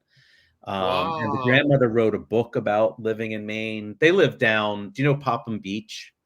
Down by I've been to Popham a lot. I oh love yeah, the forts at Popham Beach. the forts, yeah. All the forts. So that little island, there's that island across from the fort. Yes. Yeah, my There's a house on there mother-in-law. or something, right? Yeah, my mother-in-law grew up on that island. Wow. So Yeah, you've got 99% reasons why you need to come back to Maine and yeah, I really do. It hasn't even been a year. I was up for a few days last year, but I'm trying to get up again this year. I'm trying to after coordinate. Corona, when things were still kind of quiet and still kind of closed down. Yeah, but I do love it there. Really, I'd love to steal a day of your time. Yeah, Like I said, I'll try to make that happen. get a bite to eat. Yeah, Maybe go take some pictures, even in front of King's house. Maybe get you to sign my Pet Cemetery DVD. I'm just a local boy done good, man. Like I said, long story short, my mom died in 2019. I died in a car accident a year later in her car for 39 seconds. I got paddled back to life and never found the guy that hit me. I was homeless for 2 years after. We sold my mom's house finally. I bought a home. I live in Adams, Maine, right next to Milo, right next to Brownville. And I do my podcast thing. I talk to great folks like you that take your time. Sure. David Greenberg, an hour and a half, hour and 40 minutes of your time. Fucking A, dude. I'd love to have you on again. Singly. I know we haven't been so long, but I want to concentrate on you because you've done and you still do so much. With 4 minutes left to go, where do you see David Greenberg at this time next year in 2024? Oh, good question. Eat that. Yeah. Well, I have this film that's out on the festival circuit, and we were offered a distribution deal yesterday, and the director turned it down. Wasn't enough money. So I want to see that get out there and make some money because I didn't get paid for it. I only get paid when the movie starts making money. I would like to have another film going. And I mean, I'm supposed to be doing a horror anthology in the fall. With this, it's like one film, but it's made up of like 5 short films. So, like Creep Show. I love that. Yeah, exactly, like Creep Show. So there's this horror film. It's all written. Is it the one in Maine? No, this is. I think they're going to shoot in Jersey. So this is a possible second production. This is another production. It's all takes place in one house, and every film is a room in the house. There's a short horror film that takes place in the bathroom. Interesting. Short horror film that takes place, in the bedroom, and I wrote one that takes place in the living room. Ooh. So, and I'll be directing that too. So. Man, oh man, I literally want to call you my friend, David. I'm going to do it on camera. Please do. Can I text you sometime and just say hi on Messenger and say, hey, can I get you on the show? Absolutely. I'm not a creep. I'm not a weirdo. I got to check. When you were messaging me earlier today, I was getting messages from this guy who I've never met in person, even though, well, I think he lives outside Baltimore, but he's worked on some movies. There was this great indie horror movie out 15 years ago called Murder Party that I really liked, and he worked on that. But anyway, he hits me up, and he does not know me. We have never met in person. We're Facebook friends. We follow each other on Instagram. But he said, okay, you didn't hear this from me, but he said, I wrote a screenplay. It's basically, maybe better sit. He said, it's basically The Exorcist in space. And he's like, will you read it? I know, really? So I was like, yeah, sure, I'll read that. Intriguing. I'll read that. Yeah. I love how you're not an arrogant piece of shit. I love how you're very cool with me. You weren't like, oh, what do you want my time? Like even Vincent, he was really cool with me, and I'm sorry he couldn't get connected. I'd love to have you on again as a one-on-one guest though with David. I love to sure. on you. I really, honestly, I bend over backwards. It's not that hard, but I really make an effort to be a decent person because there's so many. Life's too short, brother. People, yeah. I'm 44. What do I need to be a prick to? What you want to come on my show? Cool. I talked to Gigi Allen, his brother. He wanted $100. I go, maybe we'll talk to you later. Sandy Johnson, you guys, Dr. Satan, you guys wanted nothing. I go, I'm going to go with people that are free for now. Yeah, absolutely. I don't get paid to do this, man. I can't pay out of pocket. You can get attitude for free if you. My sponsor. You're very down to earth, David. Gene Tewksbury. Thank you. Yeah, I appreciate that. If I'm passing through Bangor. You come with me. We'll go to Kings. They're a mile down from Bangor. She works there on weekends. They got all the stuff. Seriously, we could do some selfie with Jean Tewksbury. She is the cryptozoologist queen. I love that. Well, I will go in cemeteries, but I'll go look for pumas and wildcats. I go, that's fucking crazy. Ghosts can't call your face. Keep an eye out for this Squonk movie. I think it's happening. There's a guy directing it. He's like a low-level actor, but you've seen him and stuff. He's in the Guardians of the Galaxy movies and things like that. He's a musician. He's an animal wrangler, but he's going to be directing. David, before we end the show, you got any questions for me? It's usually I end the show. I ask my guests if they got a question for me. Where do you see this going? You've been doing the podcast now for a while. What do you see? Yeah, how about it's always a bucket. It's always like, what's your bucket list? Honestly, dude, when I was literally living in a fucking RV with no power in the back of a flea market in Scarborough, Maine, I was a guest on a radio show, Paranormal King Radio out of Canada. I get hiccups. And I was a guest with Russell Pazzo, and right after the guest with his show, because he talked about me, because I always go to movie sites. I go to where like Lords of Salem was filmed. I go to all these places. I go to also places where like real murders were happening, like the Chameleon Killer, the Boston Strangler, all these people, BTK. And I was a guest on the show. The guy goes, "You want your own radio show?" I did a radio show for 6 months. I go, "I'm gonna do a podcast." I did this for a year. New York Times messaged me. They did an interview with me. And I started getting bigger guests. I've gotten H.H. Holmes' great-great-grandson. I got, of course, Sandy Johnson. I got you guys, Dr. Satan coming on, possibly bigger. And I said, you know what? I'm going to go for it. So now I get $10 a week. Gene, give me $10. I get $10 a week sponsor, which helps the show going. Pays my Wi-Fi, pays for the $25 a month for StreamYard. I'm writing my first book. $10 donation gets your name in my first book. I'm writing my first book. I do Stephen King tours now. I go to where like Storm of the Century was filmed, Graveyard Shift was filmed in Harmony, Maine. The mill's still there. It's the oldest woolen mill in America, 1820. It's still in production in Harmony, Maine. I go there. I go to Langley. So I figure I'm making a couple bucks. I'm 44, man, not married, no kids. I died once, no mom. I live alone. I got my girl. I love Heather Kennedy very much, my witch. But I live in Maine, dude. I do my thing. I've been to Iowa. I've been to all the Axe Murder House. I've been to Salem, Massachusetts. But I do my own thing, and I'm trying to make a name out of something. I hear you. That's all we can do. I mean, people like you, though, Dave, man. Not to keep on talking, but you mentioned. I wanted to look this up. I just looked it up. So this woman I told you about, who's in Vegas now, but is originally from Maine. She worked on Graveyard Shift.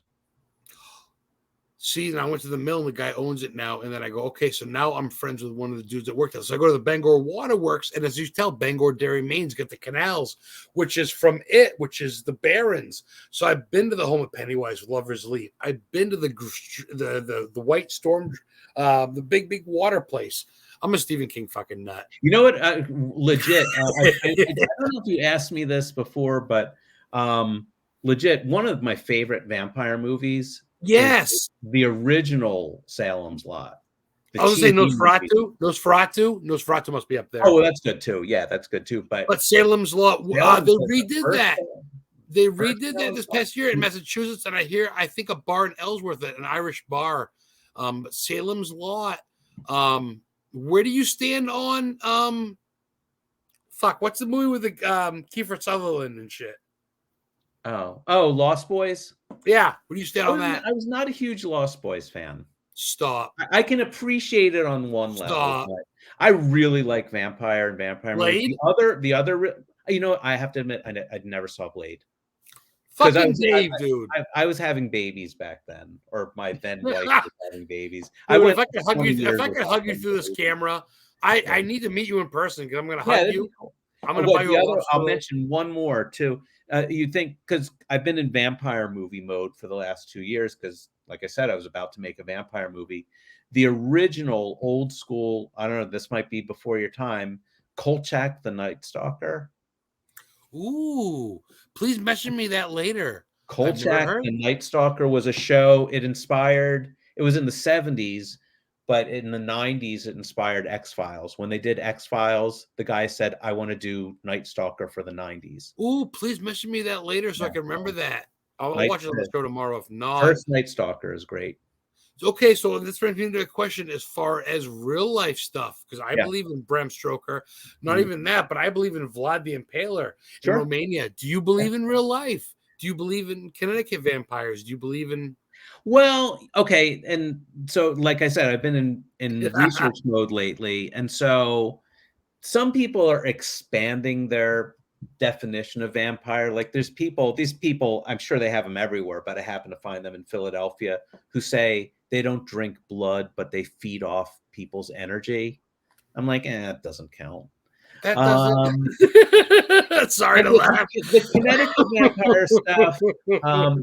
I love you, man. I fucking love you. That doesn't count. Sorry. The Connecticut vampire stuff, I can see where it comes. The Jewett City. Yeah, I can see where it comes from, but I don't think they're vampires. You don't buy it. I don't buy that they were, immortal people going around sucking blood for life. What about the European? What about the European lore? The whole European. I mean, I think there might be crazy people out there who murder people and drink their blood, but I don't. But you don't believe in the lore whatsoever for someone who loves vampires, Dave. I do, and part of it is, you know what? I think if it was real, I probably wouldn't like it as much. You'd probably be one. Bullshit. I was a vampire for Halloween. As a kid, I was Batman. Okay, but I want to suck your blood, and you got the cape, and you're the guy from Wolfman's Got Nards. You're the guy from that movie. Yeah. We're gonna go over, but we're gonna go 4 more. We're gonna go fucking 14 more minutes. We're gonna go 2 fucking hours. Yeah, let's do it. I'm good. I fucking love you, you bastard. You're making my day. Thank you so much for being my friend. Oh, sure. More than anything, I'm just some stoner dude from Maine. A lot of people claim to call me and love me and call me brother, but then they talk shit about me and say that I'm just a big. And I'm just a dude trying to have fun, man. I love life. No, I appreciate you. Yeah, sure. No, hey, you're reaching out to me and tell me you're gonna message me if you come up. I take that to heart, man. I'm like the bulldog at the door waiting for you to come home with a treat. I don't want everything from you. I don't want nothing from you. Just want your friendship and your time. Sure. Maybe an autograph. Hey, believe me, I'm not even gonna mention it because I don't want you to hold your breath. If I'm coming up to Maine and I'm getting together with you, I have something that is gonna change your life and blow. I tell you this, dude. I tell you this. I like I said, man, movies are my life. Like you, like you're a screenwriter, like you're a novelist. And I'm writing my first book. I'm halfway through, and I'm stuck. I'm taking time off because the goddamn writing's hard. Much respect to you. Screenwriting, novel writing. I'm writing a biography about my life, and I can't even write the fucking thing. It's hard. It's not as. It is hard, Dave. You're damn right in it. What do you do for inspiration? What do you do to say, fuck it, I'm going to keep going and not throw the towel in, Dave? Let me ask you that as me, from Adam the Historian. Let me ask you that. What do you keeps you going? Good question. One, I know that B-movie trilogy Subspecies filmed in Romania. Believe it or not, we'll get to that. We'll go ahead and answer that, but answer my question after. Well, one, I do it for work, so there's no. You do it for passion, right? I do it for passion. That's true. Thank you, Dave. You know what it is? It really is part of that. Part of what gets me going that keeps me going is it's really, like I said, kind of the only thing I do really well. Like most of the time, I'm just. Bullshit, dude. It's a little bit of an exaggeration. You're a good dude. You could be a firefighter. I think it's because it's right, but I think it's because where your love lies, your passion, correct? Yeah. But so I really, I said this to somebody recently too.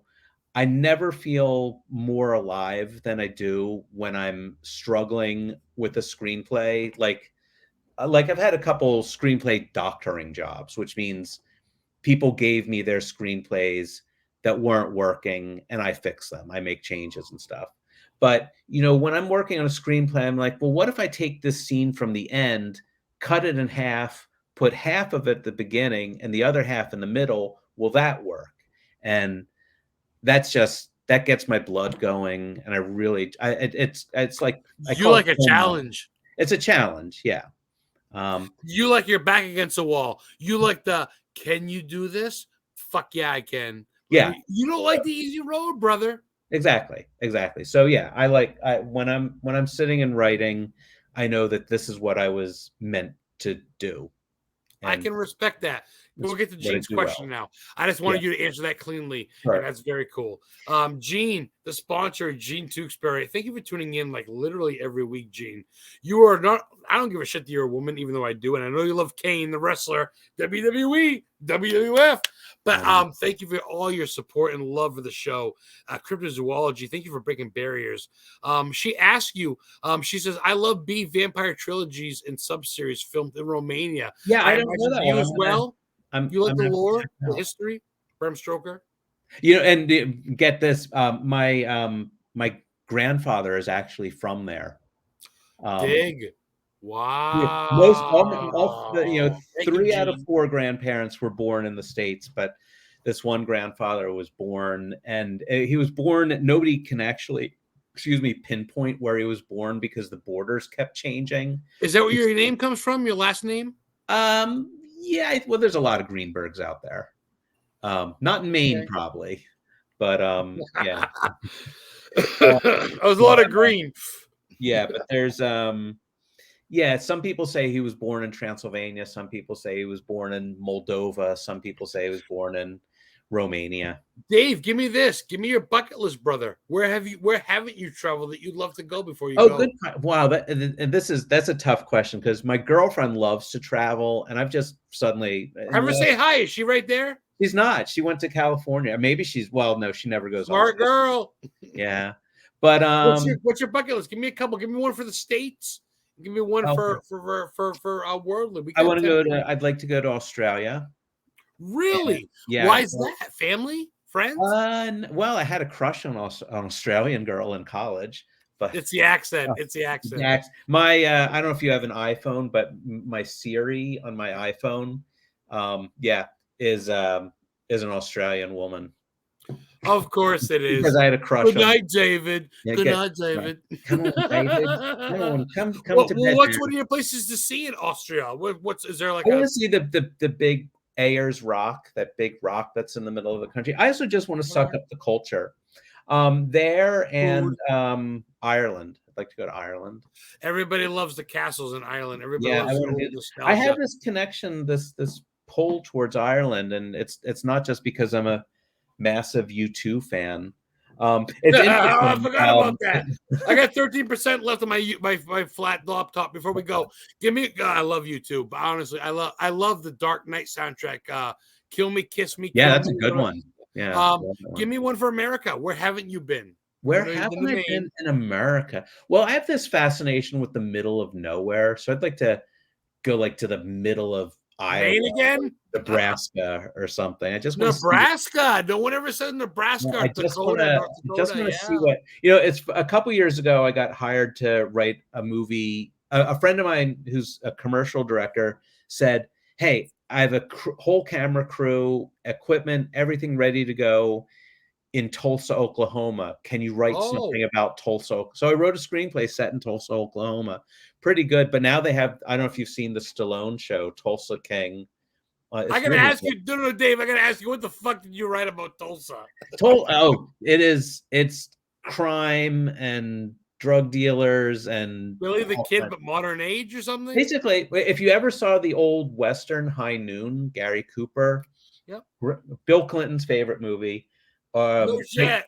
Yeah, great movie. It's a remake of, so in High Noon, it's about the sheriff is getting married and retiring, and he's going on his honeymoon. Then he hears that this guy who he put away is coming back to town on the noon train to kill him. And he's like, well, I can't run. I got to go back into town and face. So I wrote a script that is the opposite. It's the reverse. It's about the bad guy getting out of jail, coming back to town, trying to kill the crooked cop who put him away. That's good. I liked it. That was a good one. I like that because I don't think a lot of people, as much as I love Maine is actually used a lot more. You places like Dakota, South Dakota, Nebraska, they don't get Idaho, they don't get used much.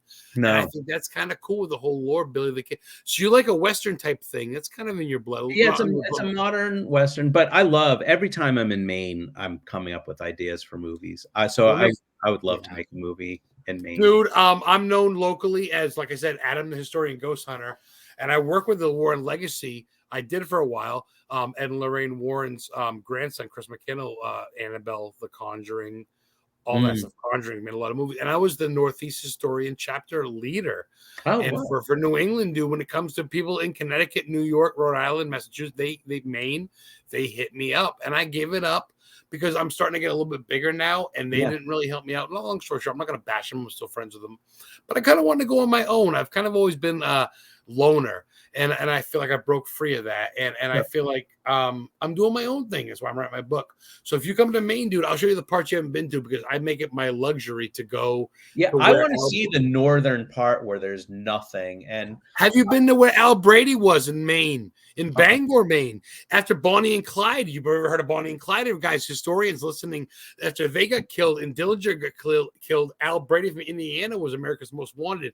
He came up with this Al Brady game from Indianapolis, Arizona, and they bought Tommy guns in Bangor, Maine on fucking Central. Really? That's cool. They got shot by J. Edgar Hoover and 15 fucking FBI agents in the streets of Bangor. No way. I'm gonna have to look into. I actually, do it. Not to film a film about him. He's buried in Mount Hope next to where Stephen King played the Reverend in Pet Cemetery. Al Brady's buried next to where Hannibal Hamlin, America's first vice president to have Abraham Lincoln. He's buried in Bangor. Bangor, Maine's a history plot. Come to Maine, film with me, brother. I would like it. I actually, so if you mentioned Bonnie and Clyde, I actually wrote a documentary about Bonnie and Clyde. It was cool. America's sweetheart. A lot of research into Bonnie and Clyde. I've been to their shootout in Dexter, Iowa. I went to the Iowa House in Vasilla, Iowa. I went to the first train robbery, Jesse James, in Iowa. Ames, Iowa, AMES, like the store. And then I went to the Bonnie and Clyde shootout where they stayed at a campground, and Clyde's brother got shot and killed. Yeah. And Clyde's brother's wife got apprehended there in Iowa, and Bonnie and Clyde got away. And that's big. You wrote about them. Their car's on display. I've seen that. I've seen the car. Yeah. But after they died, Al Brady was #1 gangster, 23, and he got shot and killed in Bangor. There's a big thing in the streets. Wow. And they talk about him in It. If you look at the It movie, when the kids walk through the movie, the remake of It, there's a big Al Brady sign. And you go there now, the where they bought the Tommy guns, Dakin Sporting Goods, it's Briar Patch Bookstore.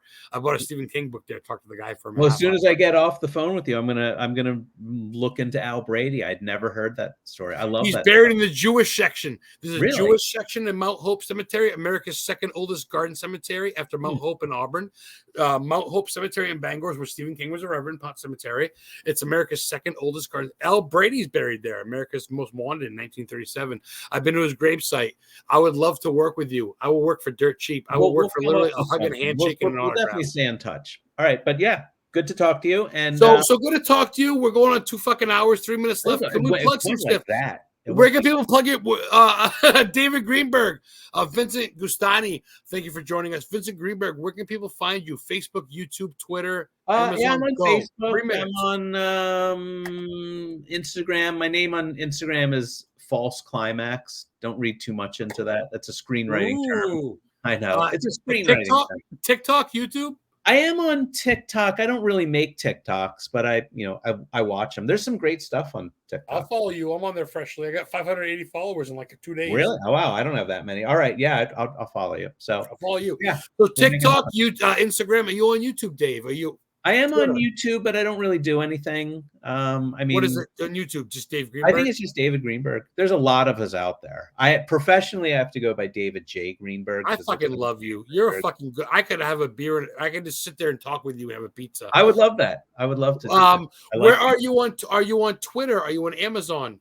I have a Twitter account. I tweet like once a year. But yeah, Amazon. My one book is on Amazon. I'm gonna order it and I want a fucking autograph. I don't want to hug. Yeah, you got it. Somebody actually posted a link to it. Danny Perez put a link to it. Danny Perez is he's out of Connecticut. He's with him and his wife. They do the Radicals, Radikals. He makes Ouija boards out of Connecticut coffin wood, and he tours with stuff. And they've had him as a guest. They drive around a big old hearse, a big black so hearse. Cool. Oh, good people. That. So with a minute, 30 seconds to go, David Greenberg, is there anything you want to thank or say? I want to thank you for having me. It's such an ego boost when people think I have something to say. I'm looking forward to this for a month. I have been. I've been really looking forward to this, like all day. I didn't do well. I did some work today, but like I said, I literally was struggling with my printer for 2 hours. So I was like, oh, I guess I'm not going to the gym today. So I love this cat. David Greenberg, I'm on right now. It's going to go on YouTube, Historically Haunted. It's a YouTube channel forever and infinity. This will be on, and even when I die, I'm going to leave it on so people can watch it forever. Facebook, and I'm calling you right now on film with 13 watchers still. I'm calling you a fucking friend. Yeah, absolutely. Got it.